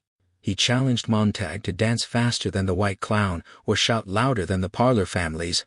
If he could, he'd win. But in any case, he was a fool. People were having fun. Montag shot back that they were committing suicide and murder. A bomber flight moved east overhead, and both men fell silent, feeling the vibration inside themselves. Faber advised patience, let the war turn off the families. Civilization was tearing itself apart. They should stand back from the centrifuge, Montag insisted. Someone had to be ready when it blew up, but Faber scoffed. Would men quoting Milton or Sophocles really help? They'd only gather stones to throw at each other. He told Montag to go home, to sleep, to stop wasting his final hours racing around his cage. Montag asked if Faber no longer cared, and Faber replied that he cared so much it made him sick. When Montag pressed for help, Faber bid him good night. Montag's hands picked up the Bible, and he seemed surprised by his own action. He asked if Faber would like to own it, and Faber admitted he'd give his right arm for it. Montag stood waiting, and then his hands began tearing pages from the book, first the flyleaf, then the first and second pages. Faber sprang up in horror, lunging at him, but Montag shoved him off and kept tearing. 6 more pages fell, and Montag wadded them up under Faber's horrified gaze. Faber pleaded with him to stop. Montag reminded him he was a fireman. He could burn him. Faber stood staring, insisting he wouldn't, but Montag said he could. Faber sank into a chair, white-faced and trembling, begging not to be made any more tired. He asked what Montag wanted, and Montag said he needed to be taught. Faber finally agreed. Montag put the book down and began unwadding and flattening the torn pages. Faber shook his head as if waking, then asked if Montag had money. Montag said he had $400 or $500. Faber told him to bring it. He knew an unemployed printer from half a century ago, when he'd once had only one student sign up for his drama course. He remembered newspapers dying like moths, no one missing them, and the government capitalizing on the situation to deploy fire eaters. With that printer, they might start a few books and wait for the war to break the pattern. A few bombs would silence the parlor families, and in that silence their stage whisper might carry. They stood looking at the book on the table. Montag confessed he'd tried to remember what he read, but it slipped away when he turned his head. He desperately wanted something to say to the captain. Beatty had read enough to have all the answers, and his voice was like butter. Montag feared Beatty would talk him back into his old self. Only a week ago, pumping kerosene, he'd thought it was fun. Faber nodded, observing that those who don't build must burn. It was as old as history. Montag accepted that as his identity, and Faber said there was some of that in everyone. Montag moved toward the door, asking if Faber could help him tonight against the fire captain. He needed an umbrella to keep from drowning if Beatty got hold of him again. Faber hesitated, glancing nervously at his bedroom. Montag caught the look and pressed. Faber took a deep breath, held it, let it out, then another, eyes closed, mouth tight. Finally he exhaled, and told Montag to come along. He'd actually been about to let him walk out, a cowardly old fool. He opened the bedroom door and led Montag into a small chamber with a table covered in metal tools, wire hairs, coils, bobbins, and crystals. Montag asked what it was. Faber explained. It was proof of his terrible cowardice. He'd lived alone for years, throwing images on walls with his imagination, tinkering with electronics and radio transmission. His cowardice had forced him to design this. He picked up a small green metal object, no larger than a bullet. He'd funded it all through stock market gambling, the last refuge of the dangerous intellectual out of work. He'd waited, trembling, half a lifetime for someone to speak to him, daring to speak to no one. That day in the park, he'd known Montag might someday show up with fire or friendship. He couldn't guess. He'd had this item ready for months, but he'd almost let Montag go. He was that afraid. Montag recognized the device as similar to a seashell radio, but Faber corrected him. It did more than receive it. Listened. With the green bullet in Montag's ear, Faber could sit safely at home and monitor the fireman's world, analyzing its weaknesses without risk. He'd be the queen bee in the hive while Montag served as the drone, the traveling ear. Eventually, he hoped to place such devices with other men throughout the city. If the drones died, he'd remain safe, tending his fear with maximum comfort and minimum chance. He asked if Montag found him contemptible for playing it so safe. Montag placed the green bullet in his ear, and Faber inserted a similar one.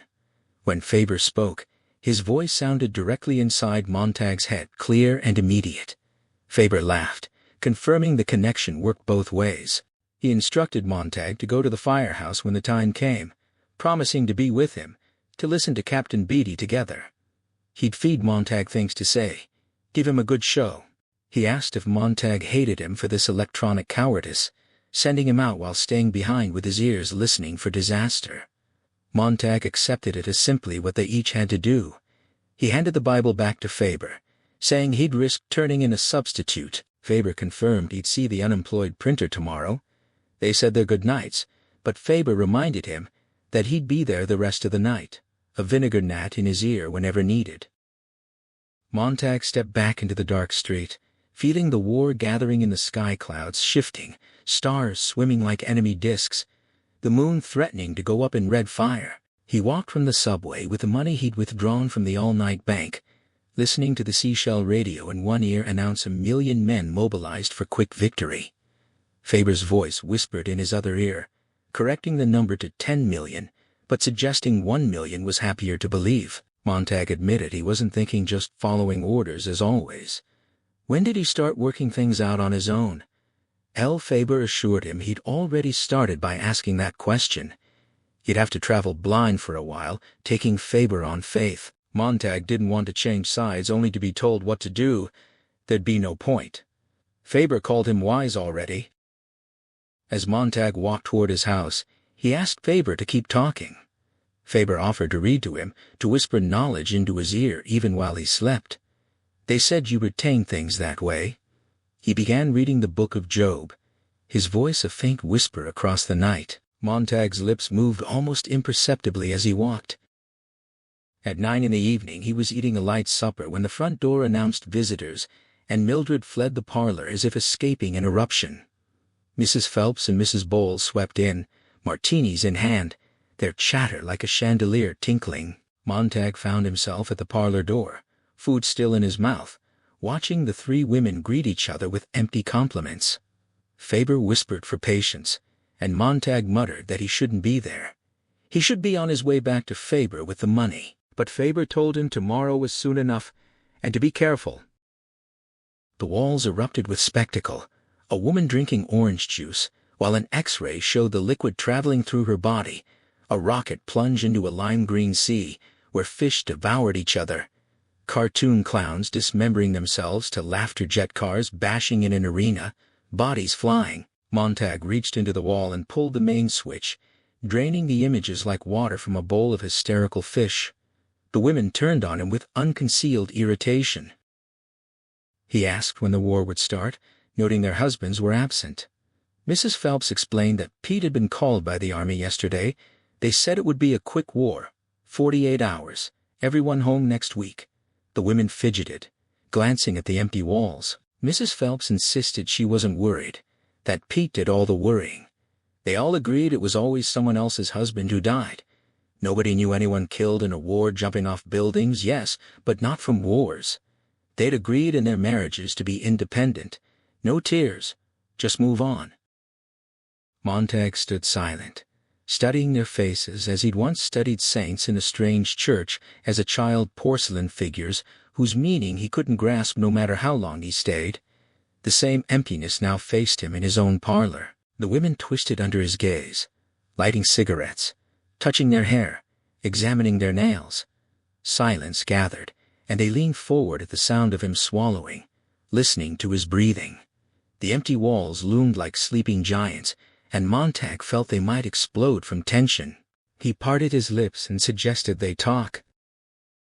He asked Mrs. Phelps about her children, and she snapped that she had none. No one in their right mind would have children.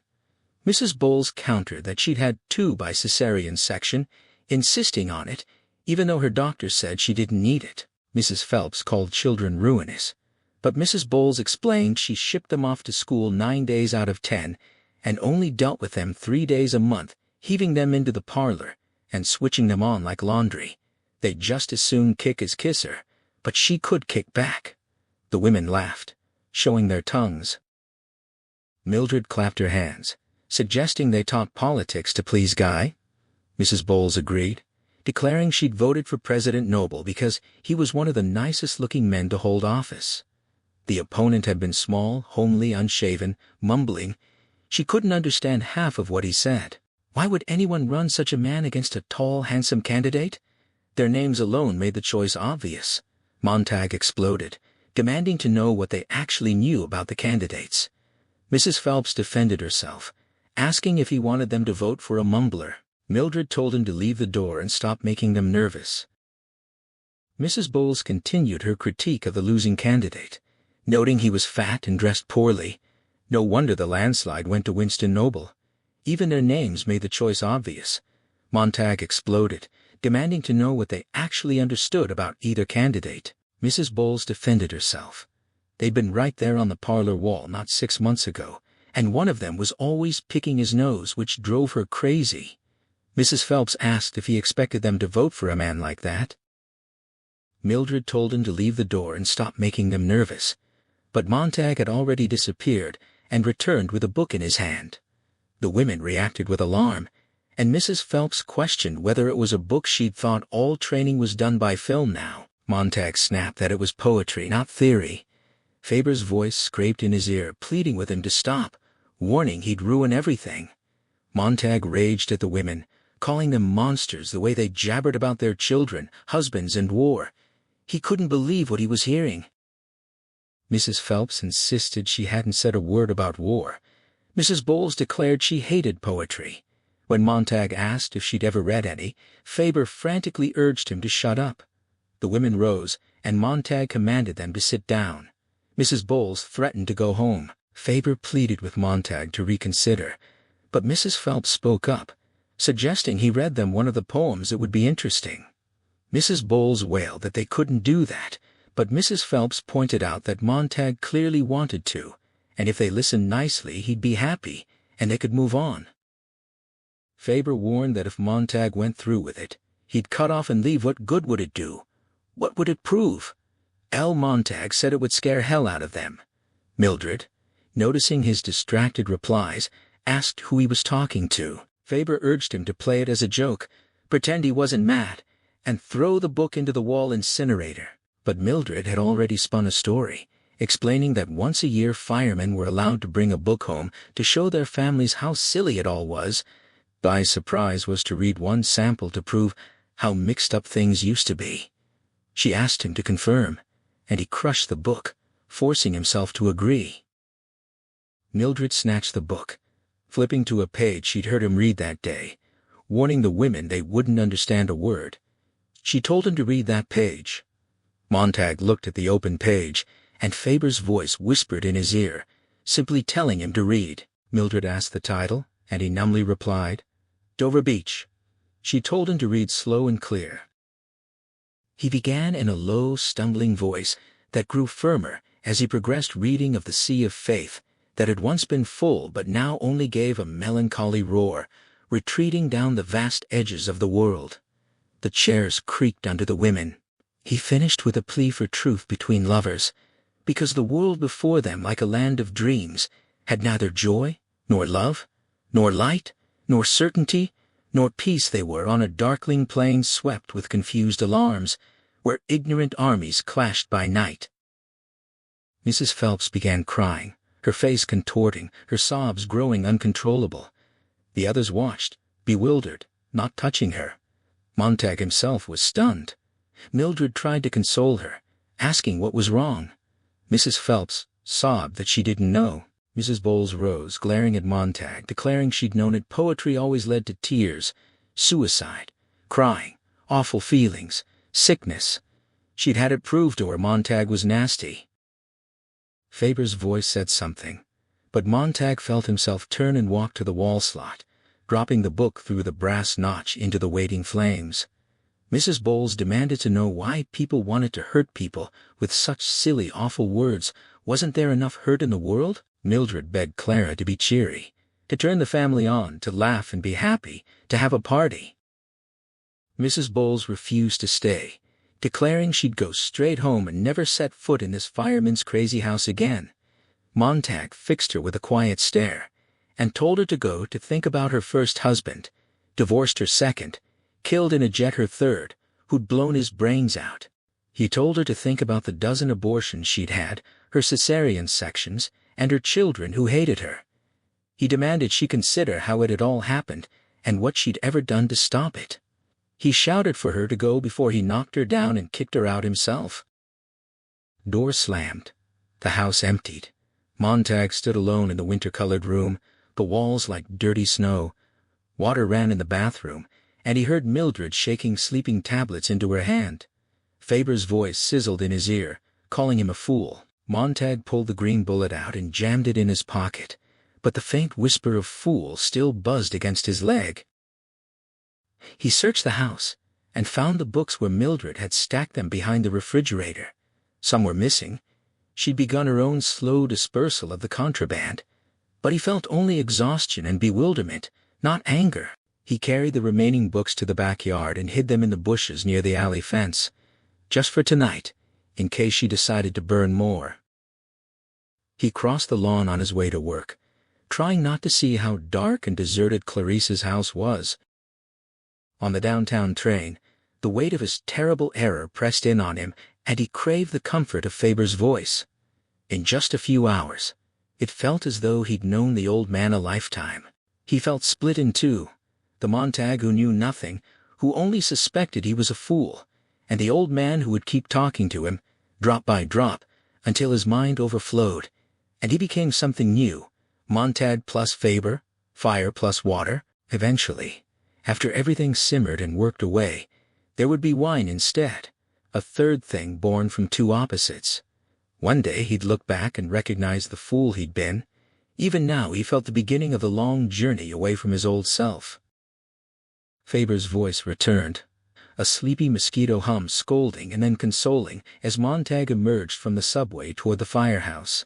He urged pity, not nagging. Montag had been one of them so recently. They were confident they'd run forever, but they wouldn't. They saw only the pretty blaze, not the meteor that would eventually hit.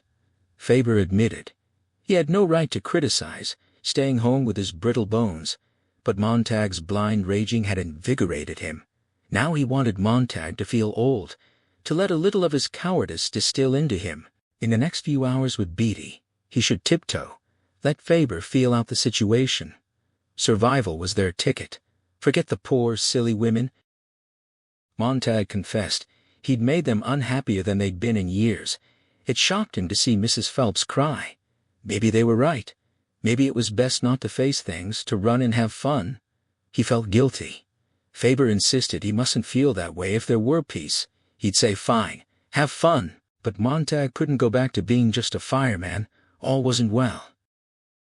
Montag's feet froze. He couldn't move them. Felt ridiculous. Faber gently told him not to be afraid of mistakes they could be learned from. He'd shoved his ignorance in people's faces when young, been beaten for it, and by 40 his blunt instrument had been honed to a fine point. If you hid your ignorance, no one would hit you, but you'd never learn. He told Montag to pick up his feet and go into the firehouse. They were twins now, not alone, not separated by different parlors with no contact. If Beatty pried at him, Faber would be right there in his eardrum, taking notes. Montag felt his feet move. He told the old man to stay with him. The mechanical hound was gone from its kennel. The firehouse stood in plaster silence, the salamander sleeping with kerosene in its belly. Montag slid up the brass pole and looked back at the empty kennel, his heart beating, pausing, beating. Faber was a gray moth asleep in his ear for the moment. Beatty stood near the drop hole, back turned as if not waiting. He announced to the card players that a strange beast had arrived, a fool in every language. He held out his palm, and Montag placed the book in it. Without glancing at the title, Beatty tossed it into the trash basket and lit a cigarette, quoting something about the best fools being those who are a little wise. He welcomed Montag back, hoping he'd stay now that his fever was over, and invited him to sit in for a hand of poker. They sat, cards dealt. Under Beatty's gaze, Montag felt the guilt in his hands. They were like ferrets that had done evil, twitching and hiding in pockets. If Beatty so much as breathed on them, they might wither and be buried forever in his sleeves. These were the hands that had acted on their own, snatching books, and now they seemed gloved with blood. Twice in half an hour he had to leave to wash them, and when he returned, he hid them under the table. Beatty laughed and ordered them into sight, joking that they trusted him. Beatty spoke of the crisis being past. The sheep returned to the fold. He quoted Sidney on sweet knowledge, and Pope on words being like leaves where fruit of sense is rarely found. He asked Montag what he thought. Montag said he didn't know. Faber whispered caution. Beatty quoted more Pope about a little learning being dangerous, and asked where that put Montag. He told Montag he'd been a drunkard, reading a few lines and ready to blow up the world. He'd been through it all. Montag nervously insisted he was all right. Beatty claimed he wasn't needling, and described a dream he'd had during a catnap, where they debated books furiously. He'd parried every thrust, quoting Johnson about knowledge and force, and about not quitting a certainty for an uncertainty. Stick with the firemen, he said, all else was dreary chaos. Faber's warning came sharp and urgent. Beatty was slippery, trying to confuse him, and Montag needed to watch out. Beatty chuckled, and continued his verbal assault, trading quotes and counterquotes in a dizzying whirl. He cited Shakespeare about truth coming to light, then turned it with a quip about horses. He acknowledged that the devil could cite scripture for his own purposes. He threw out lines about gilded fools versus threadbare saints, about the dignity of truth being lost with much protesting, about carcasses bleeding at the sight of a murderer. He joked about giving Montag trenchmouth, then quoted the idea that knowledge is power, and something about a dwarf on a giant's shoulders. He concluded with a quote from Valery about the folly of mistaking metaphor for proof, verbiage for truth, and oneself for an oracle. Montag's head spun sickeningly. He felt beaten from all sides: brow, eyes, nose, lips, chin, shoulders, arms. He wanted to scream for Beatty to stop confusing things. Beatty seized his wrist, commenting on his racing pulse, mocking his panic. He claimed to speak Swahili, Indian English literature, a kind of excellent dumb discourse.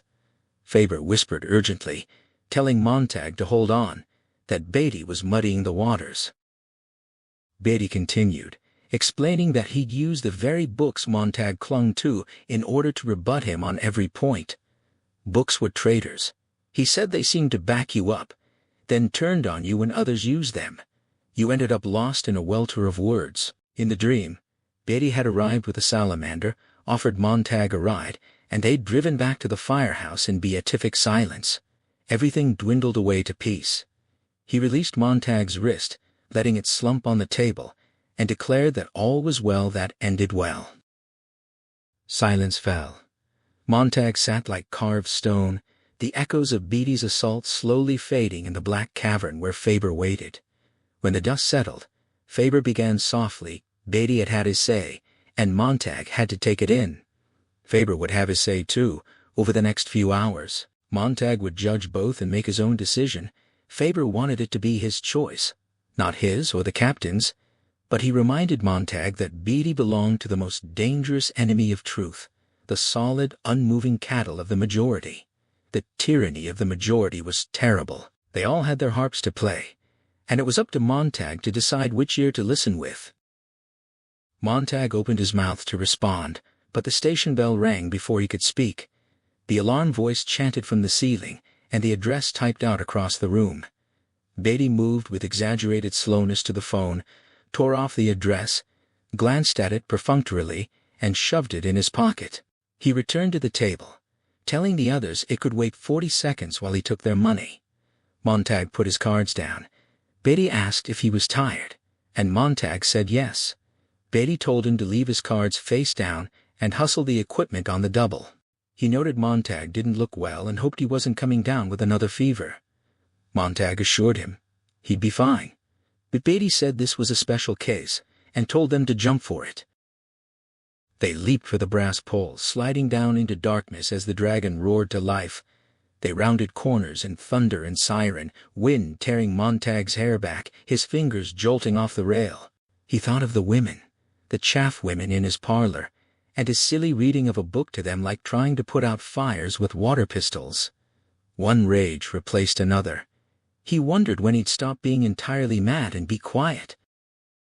Beatty was driving tonight, slamming the salamander around corners, his black slicker flapping behind like a great bat.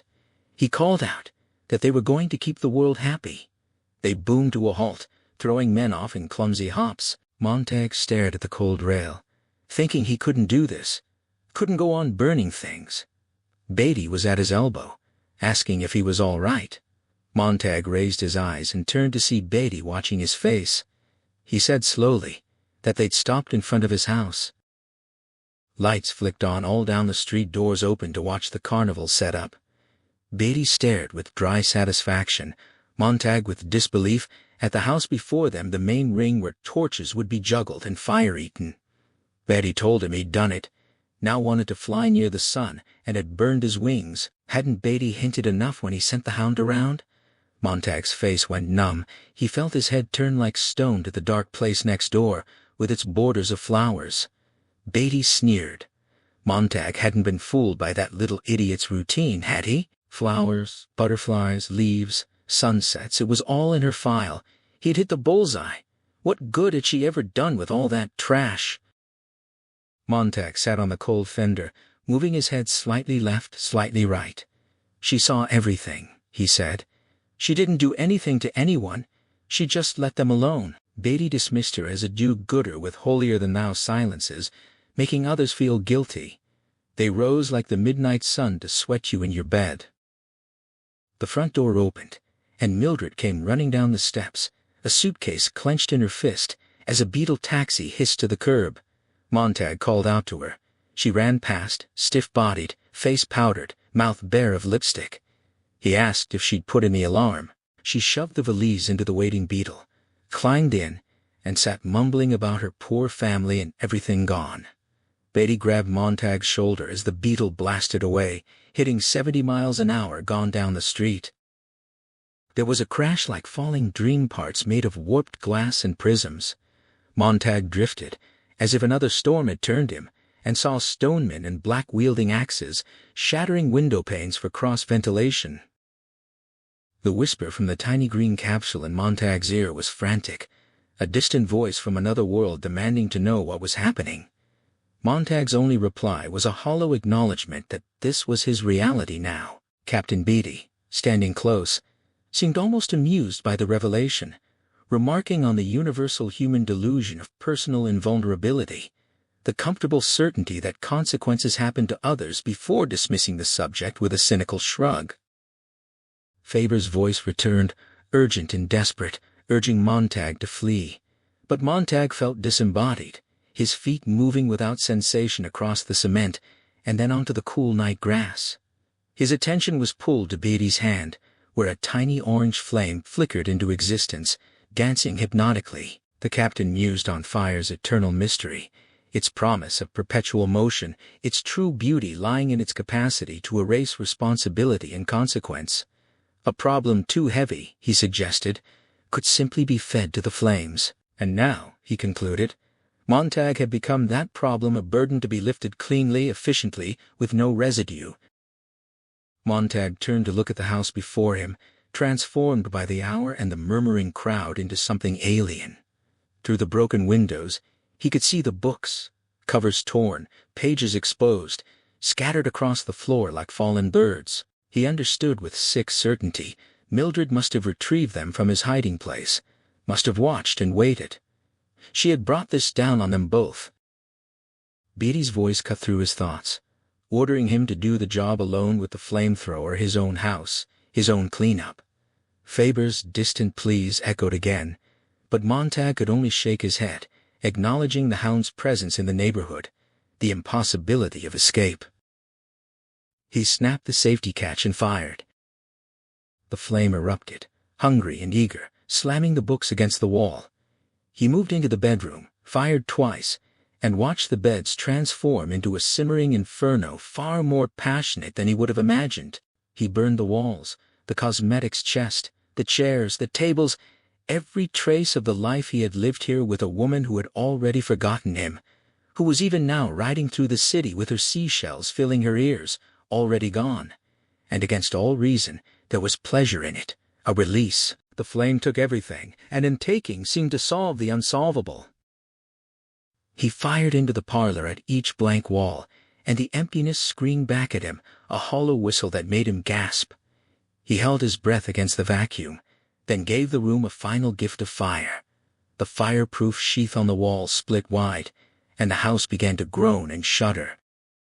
Behind him, Beatty's voice came, calm and final, placing him under arrest. Montag stood paralyzed as the structure collapsed into coals and ash, settling into a bed of pink-gray cinders while smoke twisted lazily into the pear-dawn sky. The crowd had retreated. The spectacle was over. His face was smeared with soot, his body drenched in sweat, the flamethrower hanging useless in his hands. He forced himself to form the question. Had his wife been the one to call in the alarm? Beatty confirmed it, but added that her friends had already reported him earlier. The poetry reading had sealed his fate. The captain's mocking tone dismissed the act as the vanity of a snob, a man who thought a few lines of verse made him special. Books would not save him. They had only left him mired in a mess from which he could not escape. One word, one accusation, and he would drown in it. Montag remained frozen, feeling as though the earthquake of the fire had shaken his entire life to rubble. Mildred was somewhere beneath those ruins, his past, his identity, everything he had been. His body refused to move, legs half bent under the weight of exhaustion and horror, while Beatty's words rained down on him unopposed. The captain asked again, almost curious, what had driven him to this point. Montag's mind had fled somewhere else entirely, leaving his body to sway like a hollow shell in front of a madman. Faber's voice scrabbled at his consciousness, demanding he escape. Beatty struck him across the head, sending him reeling. The green capsule Faber's lifeline tumbled from his ear and clattered to the sidewalk.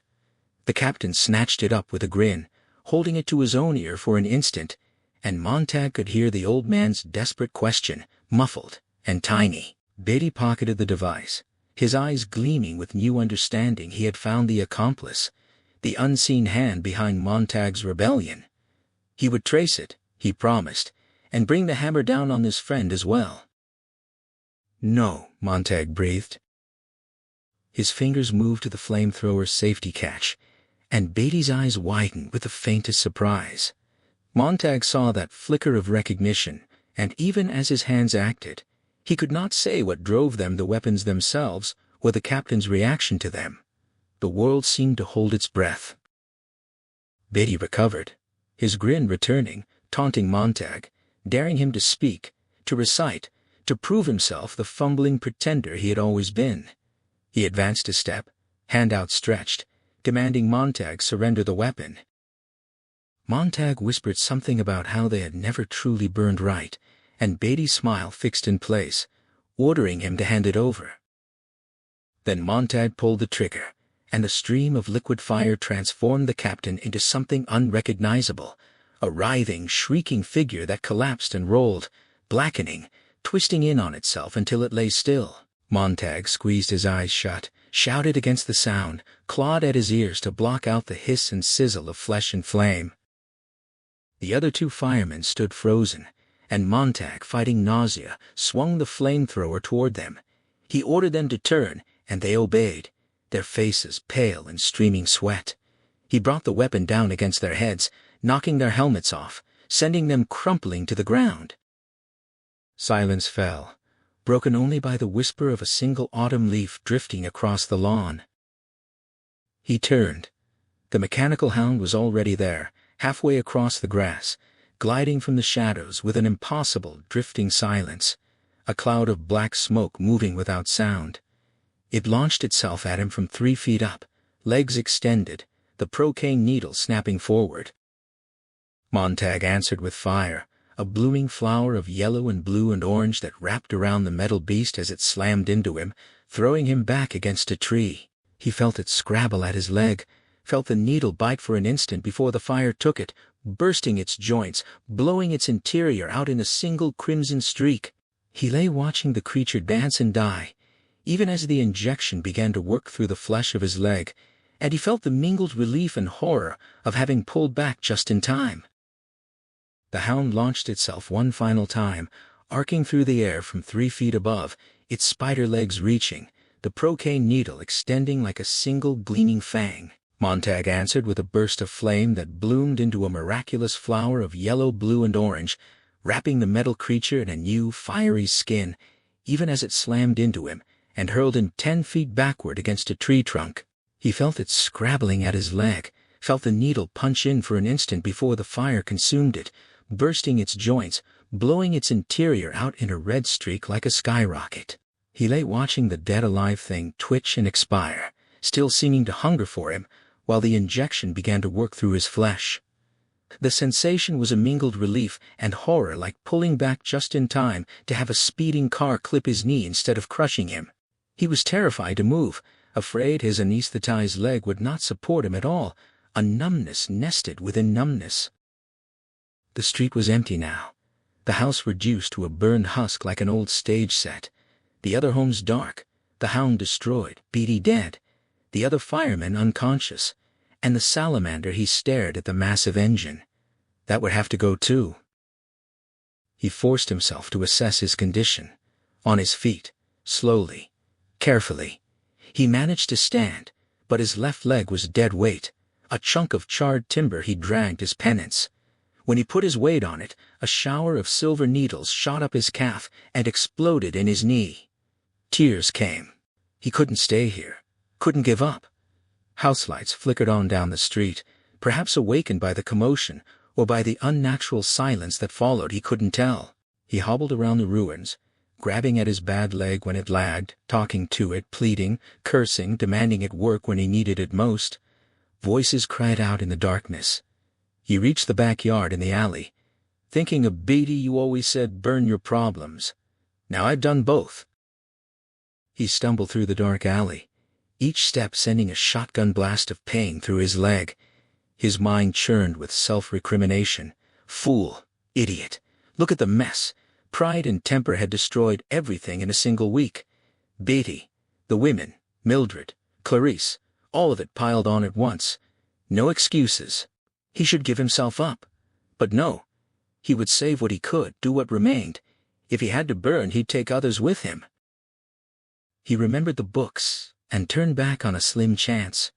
Near the garden fence, he found 4 volumes still hidden where he had left them. Mildred had missed these. Voices and flash beams swirled in the night. Distant salamanders roared to life. Police sirens cut across town. He took the books and hopped, jolted, staggered down the alley until something inside him wrenched him to a halt and threw him to the ground.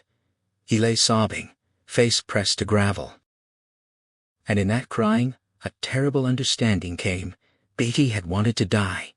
He had stood there, not really trying to save himself, just goading and needling until Montag was pushed too far. How strange, to want death so badly that you let an armed man walk free and kept provoking him until he snapped. Running feet echoed in the distance. He forced himself up, telling his leg to move. The pain shifted spikes, then darning needles, then ordinary pins. After 50 more hops, his hand filled with splinters from a fence. The prickling turned to scalding spray, and the leg finally felt like his own again. He had feared running would shatter the loose ankle. Now, drawing the night into his lungs and exhaling it pale, he set out at a steady jog, carrying the books. He thought of Faber and felt sick. Faber was back there, burned in that green capsule, dead like a roach in the pocket of a man now nothing but ash and skeleton. Burn them or they'll burn you, he thought. That was the simple truth now. He searched his pockets.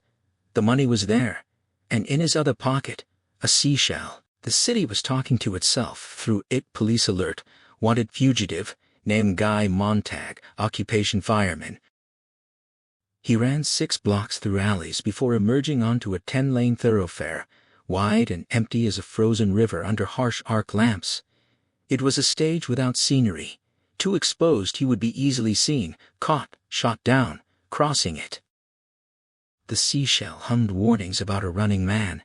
He pulled back into shadows near a gas station, a gleaming porcelain chunk in the night, with 2 silver beetles refueling. He would need to be clean and presentable to walk, not run across that boulevard washed up, hair combed. But where was he running? Hell, nowhere. No one to turn to except Faber. He realized he was heading there instinctively, though Faber couldn't hide him suicide even to try. But he needed to see the old man alive, to refuel his draining belief in survival. He would leave money with Faber and make for the open country, the rivers and highways, the fields and hills. A great whirling whisper made him look up. Police helicopters rose in the distance, 24 of them fluttering like confused butterflies, then plummeting down to land, transforming into beetles that screamed along boulevards or leapt back into the air to continue the search. He approached the gas station from the rear, slipped into the men's washroom. Through the aluminium wall, a radio voice announced that war had been declared. Outside, attendants pumped gas. Men talked engines and money. Montag stood there, waiting for the shock of the news to hit him, but nothing came. The war would have to wait until he dealt with his own crisis an hour, 2 hours from now.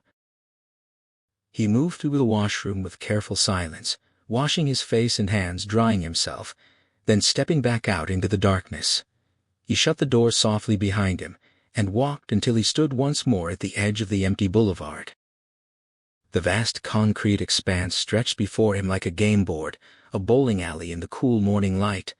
The surface was clean, as an arena moments before the entrance appeared. The air above the great river of pavement seemed to shimmer from his body heat alone. He could feel his temperature making the whole world vibrate. He was a glowing target. He knew it. Now he had to begin his walk. 3 blocks away, headlights glared. His lungs felt like burning brooms, his mouth parched from running, his throat tasting of bloodied iron, rusted steel in his feet. He calculated the crossing 100 yards, maybe less. At a slow stroll, 30 to 40 seconds, the beetles could cover 3 blocks in 15 seconds. Even if he ran halfway across. He stepped forward. Right foot, left foot, right. He decided not to count steps, look neither left nor right. The overhead lamps blazed like midday sun. A car's engine rose 2 blocks away. Headlights jerked and found him. "Keep going," he faltered, gripped the books tighter, forced himself not to freeze. A few quick running steps, then he talked himself back to a stroll. Halfway across now, but the beetle's roar climbed higher as it accelerated. Police. They saw him, but slow now. Quiet, don't turn, don't look concerned, just walk. The beetle rushed, roaring, skimming toward him in a whistling trajectory like a bullet from an invisible rifle. 130 miles an hour at least. The headlight's heat seemed to burn his cheeks, jitter his eyelids, flush sour sweat across his body. He broke into a desperate run, legs stretching as far as they could go, dropped a book, almost turned back, changed his mind, plunged on, yelling into the concrete emptiness. The beetle scuttled after him, 400 feet, 100, 90, 80, 70, closer, closer. His eyes burned white as he faced the flashing glare. The beetle was swallowed in its own light, nothing but a torch hurtling toward him, all sound and blare, almost on top of him. He stumbled and fell. It was over, but the falling saved him. An instant before impact, the wild beetle swerved and cut away. He lay flat, head down, laughter trailing back with blue exhaust. He lifted his right hand and saw across the tip of his middle finger a faint 16th inch of black tread where the tire had grazed him. He stared at it in disbelief, getting to his feet. Not police. A car full of children, teenagers out for a night of reckless driving, had spotted a rare sight, a man walking, and decided to hunt him for sport, not knowing he was the fugitive. They would have killed him for no reason at all. He walked toward the far curb, telling each foot to keep moving. Somehow, he had picked up the spilled books without remembering. He shifted them from hand to hand like an unreadable poker hand. A terrible thought struck him. Were these the ones who killed Clarice? He wanted to run after them screaming. His eyes watered. The only thing that had saved him was falling flat. The driver, seeing him down, had instinctively avoided a body at that speed rather than risk flipping the car. If he had remained upright. Far down the boulevard, the Beetle spun around and raced back, slanting across the wrong side of the street, picking up speed. But Montag was already gone, hidden in the dark alley he had set out for an hour, or was it a minute ago? He stood shivering as the car screamed by and skidded away, laughter whirling in its wake. Further on, helicopters descended like the first snowflakes of a long winter to come. The house was silent. He approached from the rear, creeping through thick scents of night-moistened daffodils, roses, wet grass. The back screen door was open. He slipped in, moved across the porch, listening. He thought if Mrs. Black, asleep inside her husband, had done this to others without thinking. Now it was her turn. The house gave no reply. He hid the books in the kitchen and retreated to the alley, looking back at the still, dark, sleeping house. Across town, with helicopters fluttering like torn paper in the sky, he stopped at a lonely phone booth outside a closed store and called in an alarm. Then he stood in the cold night air, waiting. In the distance, fire sirens started up, the salamanders coming to burn Mr. Black's house while he was at work, to make his wife shiver in the morning air as the roof collapsed. But now, she still slept. He moved on to Faber's house. A rap, a whisper, a long wait. A small light flickered inside, then the back door opened. They stood looking at each other in the half-light, as if neither quite believed the other existed. Faber reached out, grabbed him, pulled him inside, sat him down, then went back to listen at the door. Sirens wailed in the morning distance. He came in and shut the door. Montag admitted. He had been a fool all the way. Couldn't stay long, was on his way to God knew where. Faber responded that at least he had been foolish about the right things, then confessed he had thought Montag dead. The audio capsule had gone silent. Montag confirmed that the capsule was gone, destroyed in the fire. Faber explained that he had heard the captain's voice through the device, and then nothing. He had nearly come looking. Montag delivered the news flatly. The captain was dead. He had found the audio capsule, heard Faber's voice, and was about to trace it when Montag killed him with the flamethrower. Faber sat down heavily, silent for a long moment. Montag's words tumbled out. How could this have happened? Only the other night, everything was fine, and now he was drowning.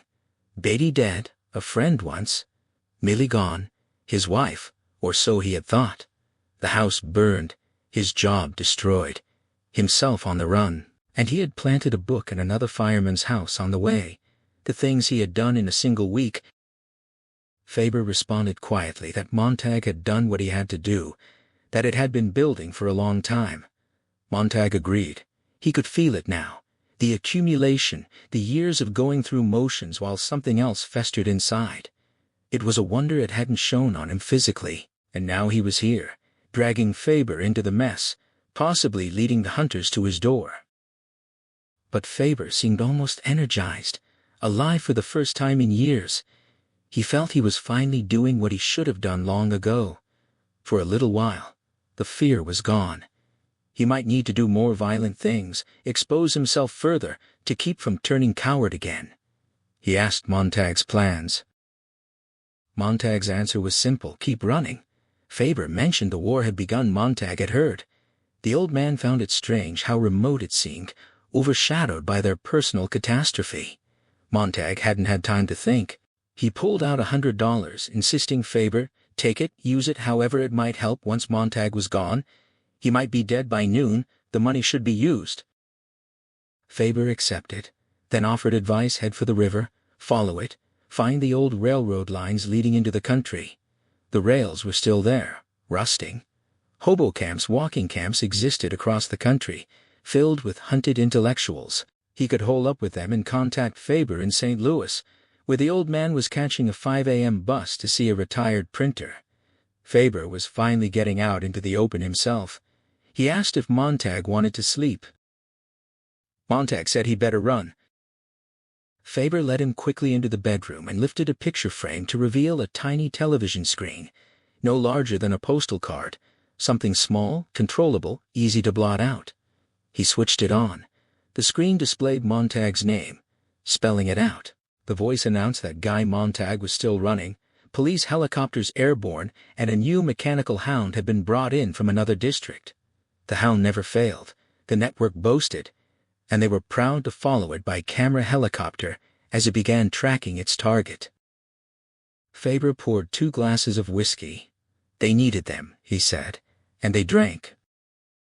The broadcast continued, describing the hound's incredible sensitivity, 10,000 odor indexes on 10,000 men without resetting. Faber trembled, his eyes scanning his own house, the walls, the door, the doorknob, the chair where Montag sat. Montag saw the look, and suddenly became acutely aware of his own presence, the trail he had left in the air, the sweat on the doorknob, his scent everywhere like invisible jewels on a chandelier. He was a luminous cloud, a ghost, and Faber seemed to hold his own breath, afraid of drawing that phantom contamination into himself. The screen showed the hound landing by helicopter at the site of the burning, the ruined house, the crowd, something covered with a sheet, and the helicopter descending like a grotesque flower. The circus must go on, Montag thought, even with war beginning within the hour.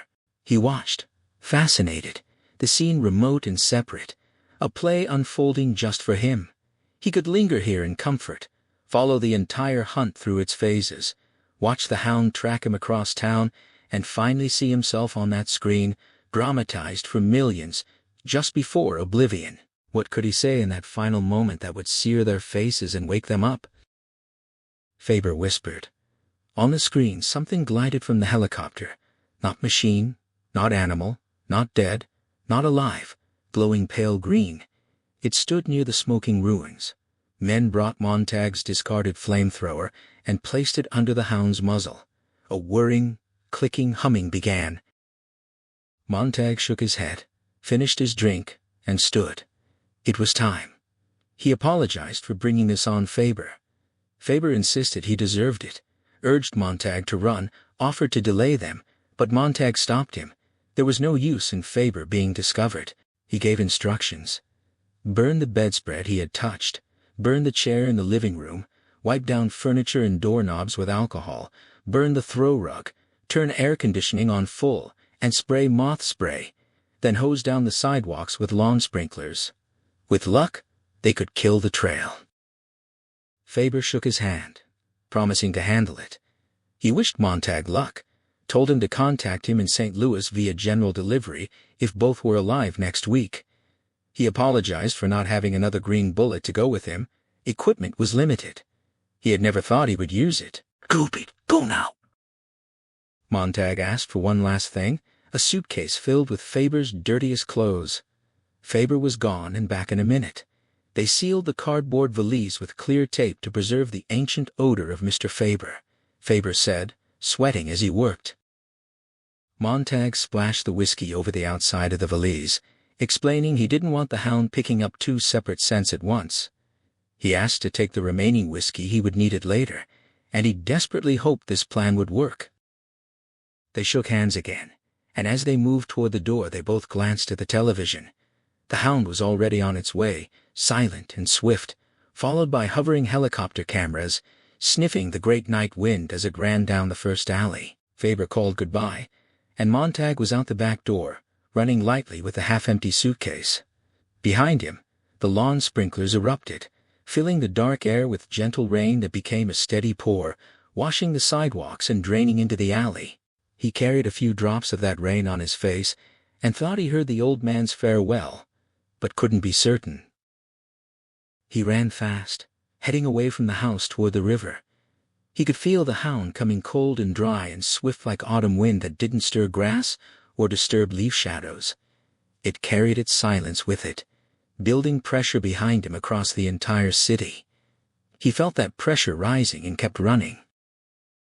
He paused for breath on the way, peering through dimly lit windows at silhouettes of people watching their parlor walls, where the mechanical hound spidered across screens like neon vapor.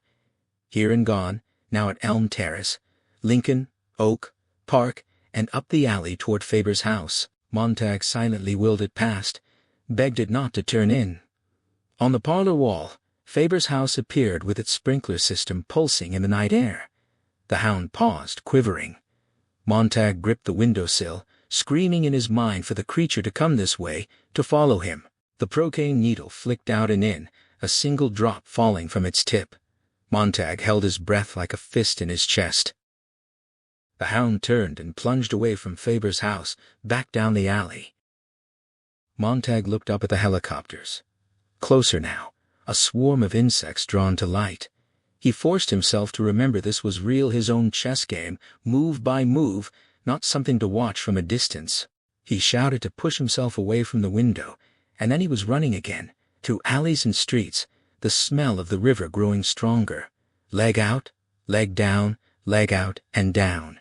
He imagined 20 million Montags running if the cameras caught him, an old Keystone comedy of cops and robbers, chasers and chased, hunters and hunted.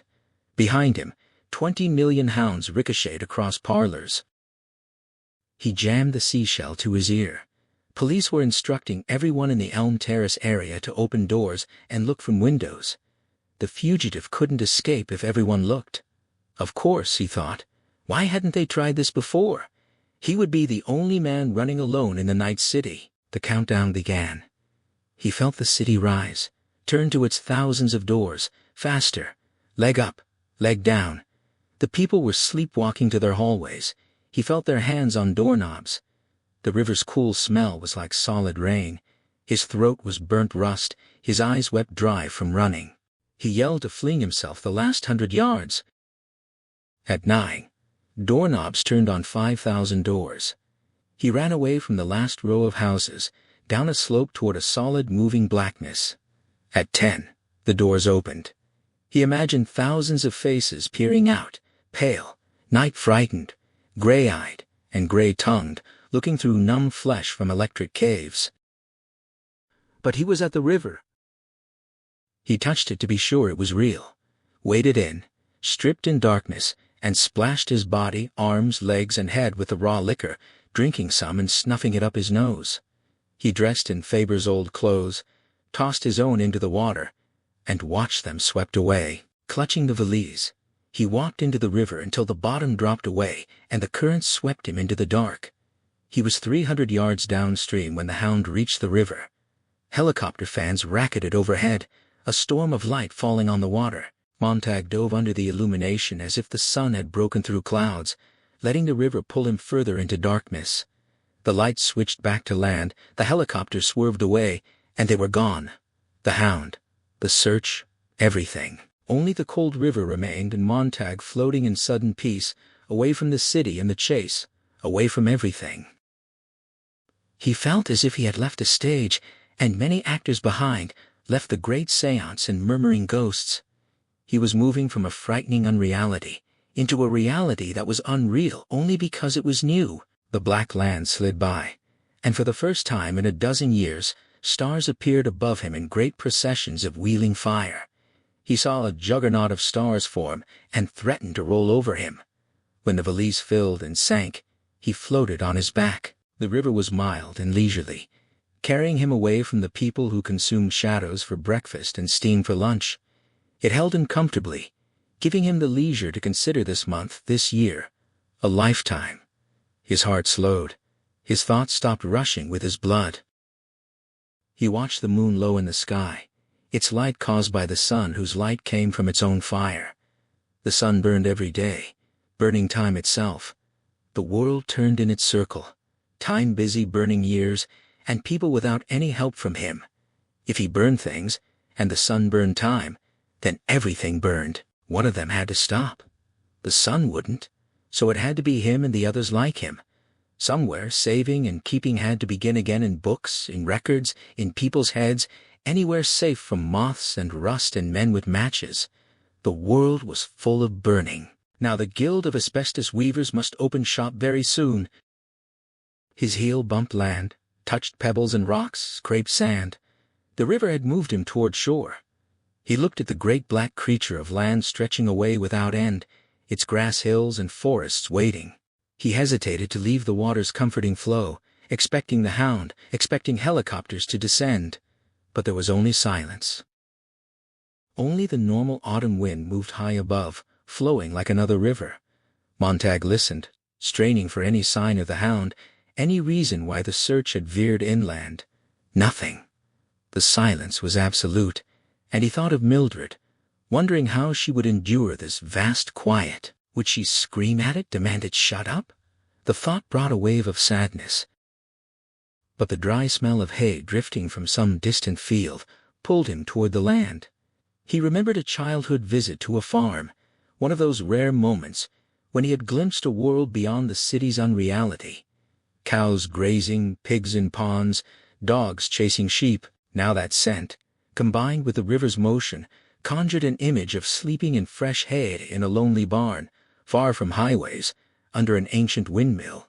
He imagined lying in the high loft all night, listening to the small stirrings of animals and insects, watching a farmhouse where a young woman might sit braiding her hair in an unlit window, a face like that girl from so long ago, the one who had known dandelions and weather, and had never been burned. And in the morning, at the foot of the hayloft stairs, a cool glass of milk and a few apples and pears would be waiting a sign that the world would accept him and give him time to think.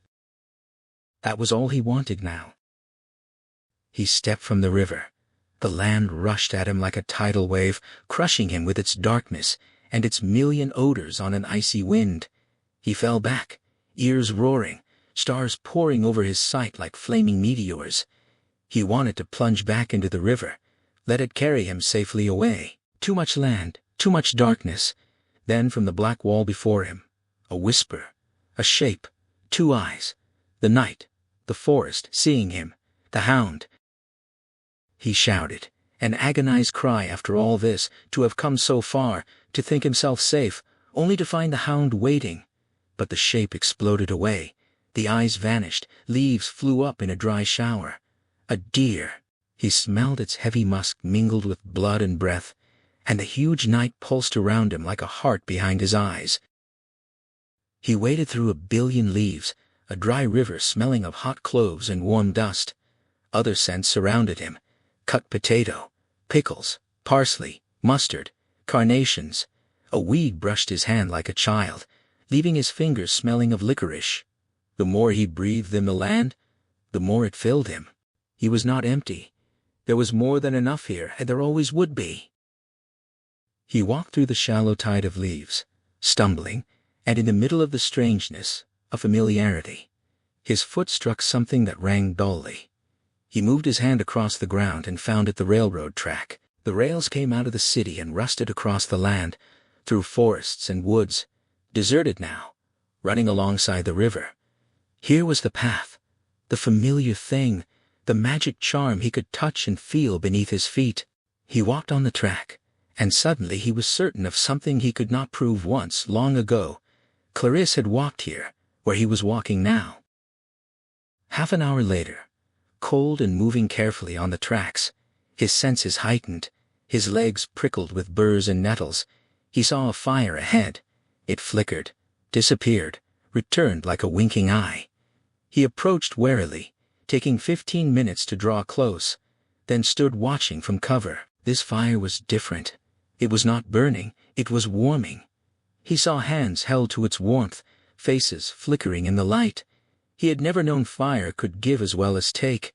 Even its smell was different. He stood for a long time, feeling like an animal drawn from the forest, and listened to the warm crackle of flames. A silence surrounded the fire, present in the men's faces, and time was there, time enough to sit by this rusting track under the trees and look at the world. He moved toward that special silence. Then voices began, rising and falling quietly, turning the world over and examining it. They knew the land, the trees, the city down the track. They talked of everything. And then one of the men looked up and called to him, telling him he could come out. Montag instinctively retreated into the shadows, but the voice called out again, reassuring him that he was welcome.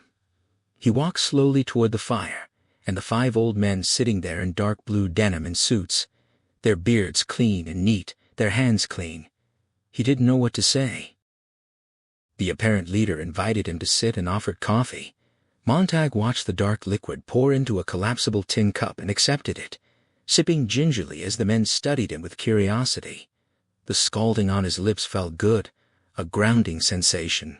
The men had risen to welcome him and now settled back down. He managed a quiet thank you. The leader introduced himself as Granger and offered a small bottle of colorless fluid, explaining it would alter the chemical index of Montag's perspiration. In half an hour, he would smell like two different people, a crucial advantage against the hound. Montag drank the bitter liquid, and Granger assured him the resulting odor was fine, even if he would stink like a bobcat. Montag asked how Granger knew his name. The old man nodded toward a portable battery TV set by the fire. They had watched the entire chase, he explained, and had guessed Montag would end up south along the river. When they heard him crashing through the forest like a drunken elk, they hadn't hidden as usual. They had noticed something odd when the helicopter cameras swung back over the city. The chase was still running, but in the opposite direction. Granger switched on the portable viewer. The screen showed a nightmare of whirring color and flight, the chase continuing north in the city, police helicopters converging on a park. Granger explained it was a fake. Montag had thrown them off at the river, but they couldn't admit failure. The show needed a snap ending, so they were hunting for a scapegoat. He predicted they would catch Montag within 5 minutes. The camera swung down to an empty street. Granger pointed out the setup: some poor insomniac out for a walk, a man the police had charted for months or years, just in case such information might become useful. On the screen, the victim turned a corner. The hound rushed forward, helicopter lights building a cage around him. A voice declared the search over. Montag dead.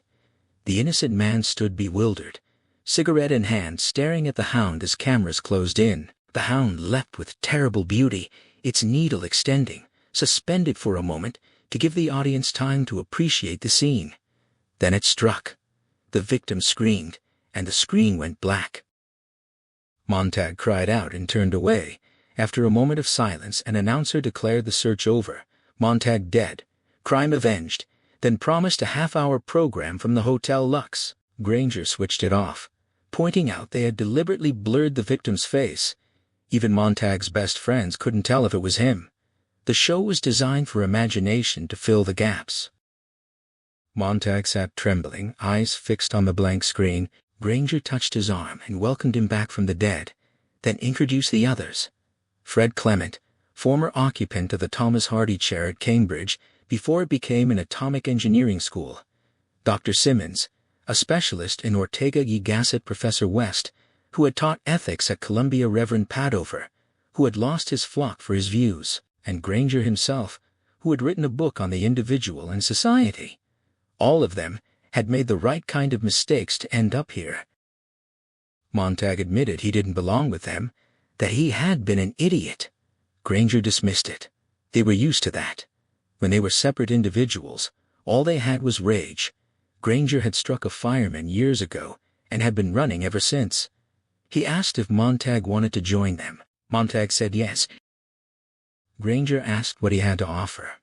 Montag confessed he had nothing. He had thought he carried part of Ecclesiastes and maybe some Revelation, but even that was gone now.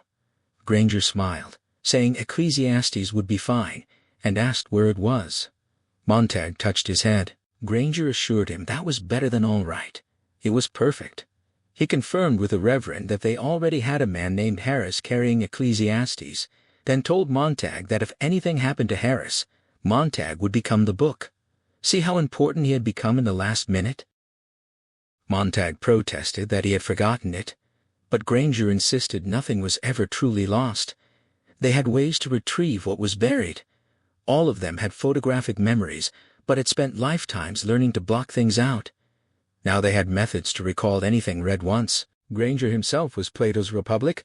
Mr. Simmons was Marcus Aurelius. Mr. Simmons offered a quiet greeting, and Montag responded in kind. Granger continued the introductions with a sweeping gesture. Jonathan Swift, the author of that wicked political book, Charles Darwin, Schopenhauer, Einstein, Albert Schweitzer, Aristophanes, Gandhi, Buddha, Confucius, Thomas Love, Peacock, Jefferson, Lincoln, and the 4 gospel writers as well. The men laughed softly at the litany of names they now embodied. Montag found it impossible to believe, but Granger assured him it was true. They were book burners too, he explained. They had read the books, and then destroyed them out of fear they would be found. Microfilming hadn't worked. They were always traveling, and burying film risked discovery. Better to keep knowledge in their heads, where no one could see or suspect it.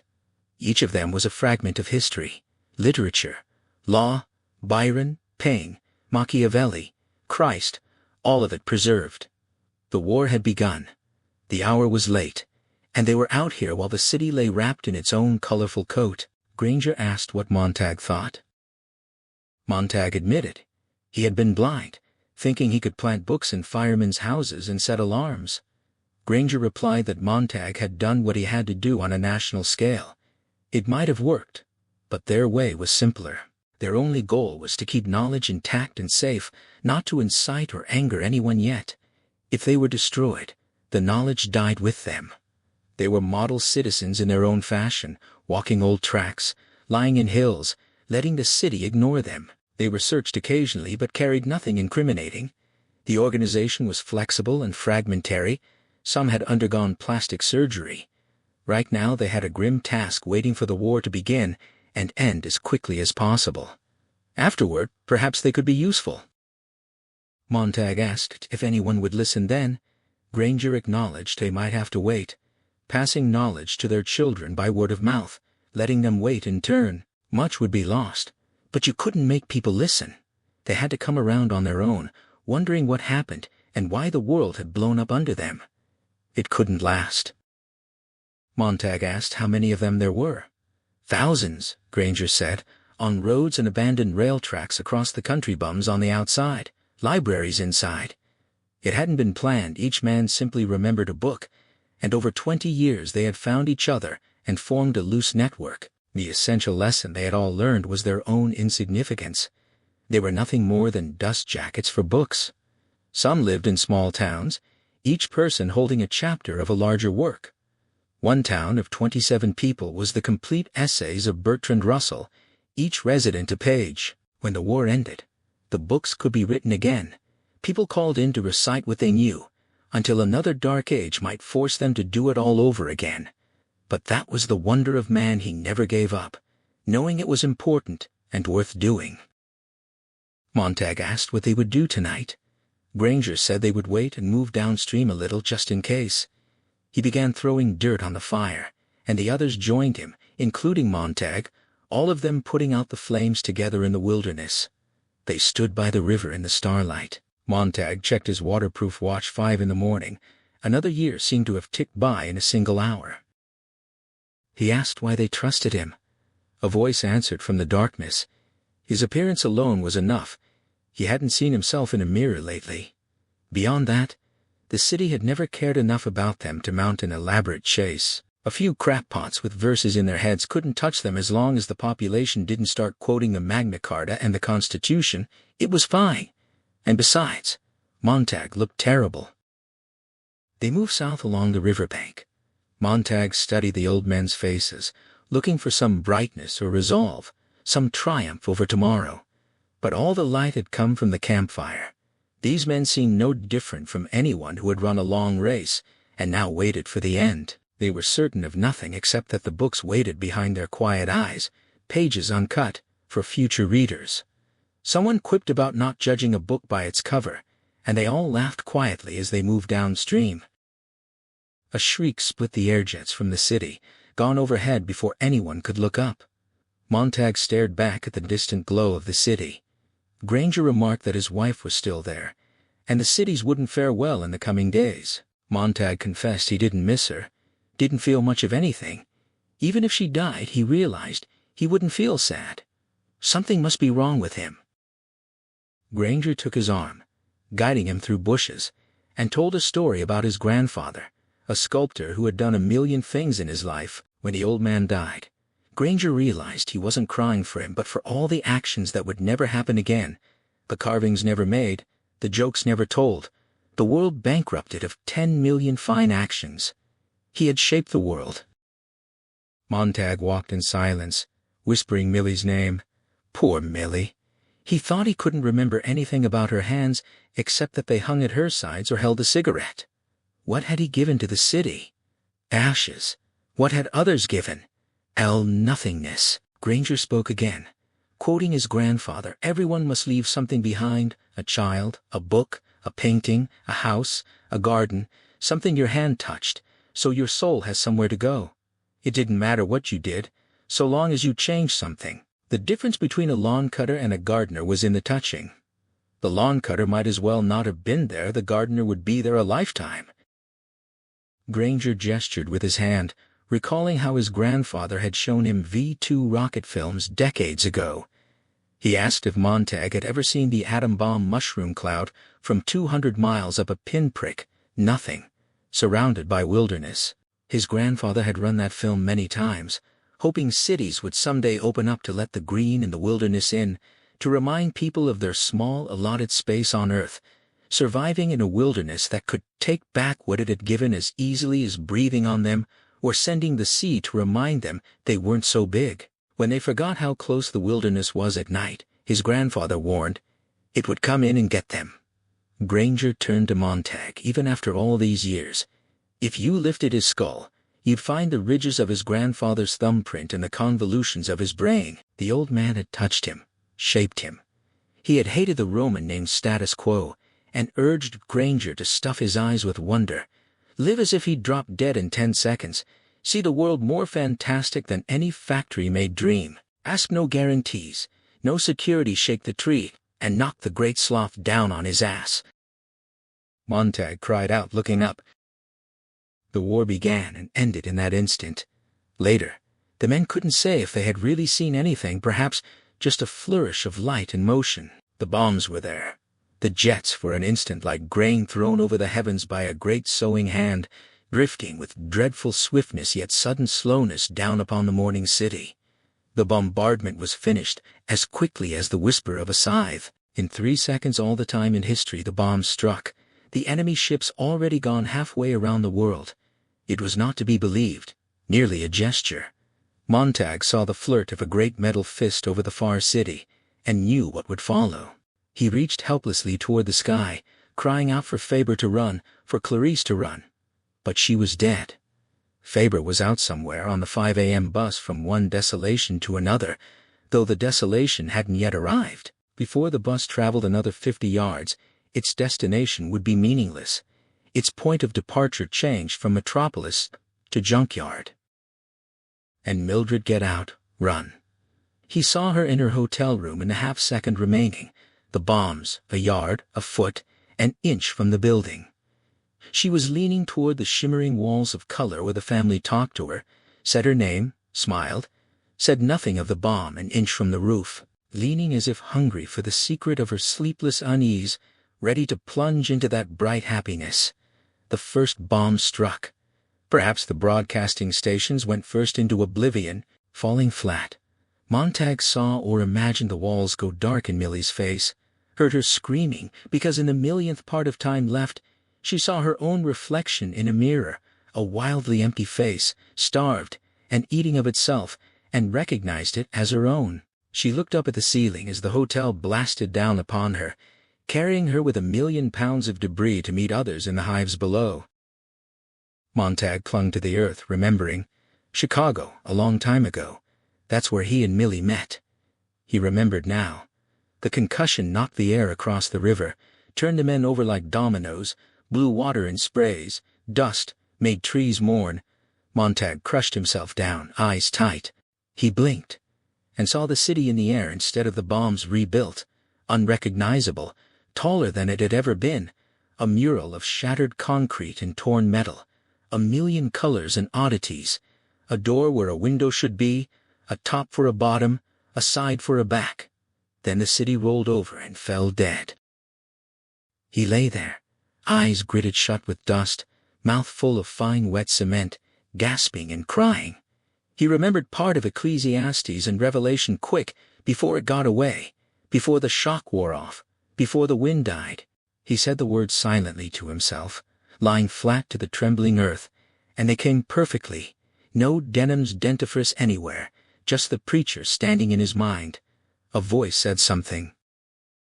The men lay gasping like fish on grass, holding to the earth like children clinging to familiar things, fingers clawed into dirt, shouting to keep their eardrums from bursting, their sanity from bursting, mouths open against the wind that ripped their faces and made their noses bleed. Montag watched the great dust settle, and the great silence move down. It seemed he saw every grain of dust and blade of grass, heard every cry and whisper going up in the world. Silence fell in the sifting dust, and all the leisure they might need to look around and gather reality into their senses. He looked at the river. They could go on the river, or the old railroad tracks, or walk the highways, and have time to put things into themselves. Someday, after it set in them a long time, it would come out of their hands and mouths. Much of it would be wrong, but just enough right. They would walk and see the world the way it really looked. He wanted to see everything now. None of it would be him when it went in, but after a while it would all gather inside and become him. The only way to really touch the world was to put it where it finally was him, in the blood, pumping around 1,000 times 10,000 a day. He would hold on to the world tight someday. He had one finger on it now, a beginning. The wind died. The other men lay on the edge of sleep, blinking dusty eyelids, their breathing slowing. Montag sat up, and the others did likewise. The sun touched the black horizon with a faint red, tipped the air was cold and smelled of rain. Granger rose silently, felt his arms and legs, swearing under his breath, tears dripping from his face. He shuffled to the river to look upstream. After a long time, he reported that the city was flat, gone, a heap of baking powder. He wondered how many had known it was coming, how many were surprised. Montag thought of how many other cities across the world were dead, 100, 1,000. Someone struck a match and touched it to a piece of dry paper, shoving it under grass and leaves. Wet twigs sputtered but caught, and the fire grew as the sun rose, the men turning from the river to gather around it awkwardly, silent, the sun warming the backs of their necks as they bent down. Granger unfolded an oilskin with bacon inside, announcing they would eat, then turn and walk upstream. They would be needed that way. A frying pan appeared. Bacon went in, and the sputtering filled the morning air with its aroma. The men watched this ritual in silence. Granger gazed into the fire, and spoke of the phoenix, a silly bird from before Christ that built a pyre and burned itself every few hundred years, only to spring from the ashes reborn. Man was its first cousin, it seemed.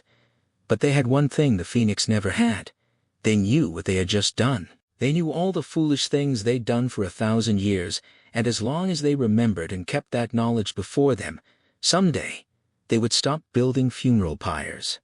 Every generation, they picked up a few more people who remembered. He took the pan off the fire, let the bacon cool, and ate slowly, thoughtfully. Then he announced they should move upstream, reminding them of one thing: they were not important, not anything. Someday the load they carried might help someone. But even when they had books before, long ago, they hadn't used what they learned.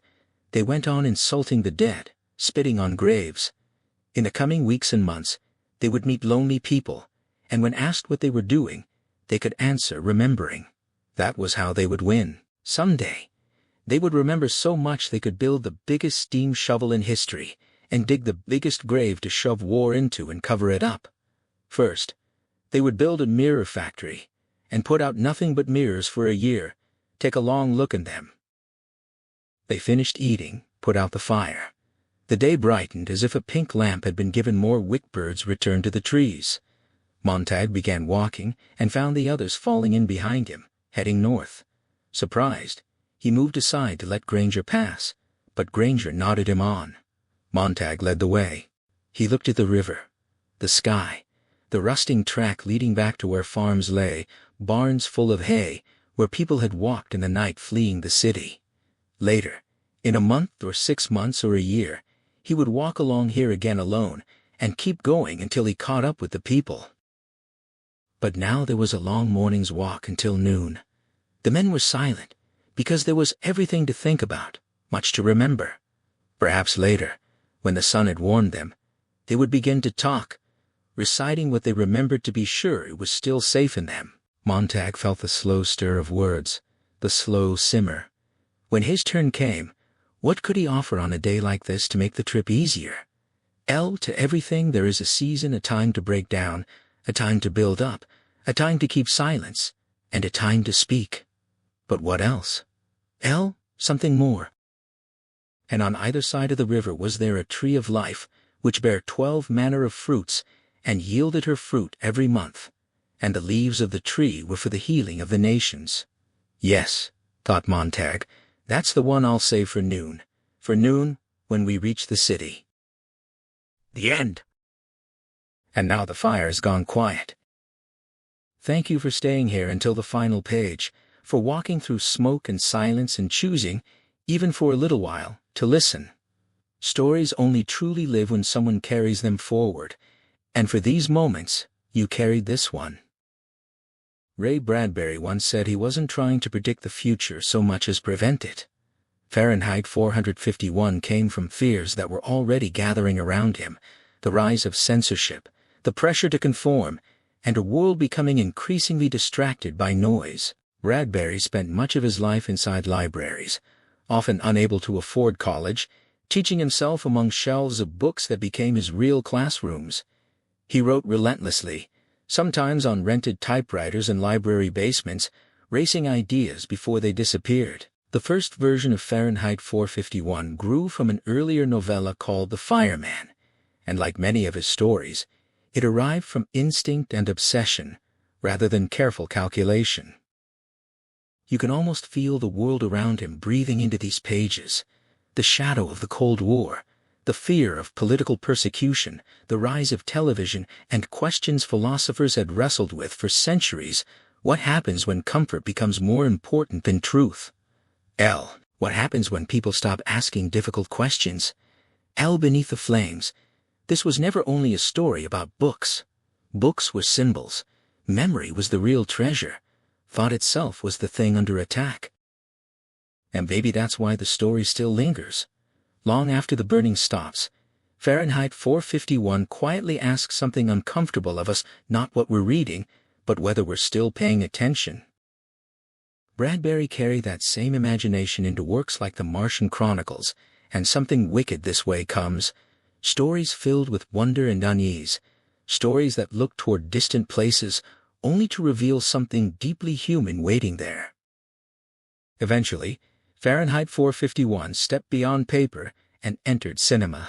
In Ijololo, Francois Truffaut, the filmmaker behind the Sibablos, and Jules and Jim created his first color film and his only English-language feature, bringing Bradbury's world to life with Oscar Werner as Guy Montag and Julie Christie in a fascinating dual role as both Clarice and Montag's wife. Truffaut wasn't interested in creating loud spectacle.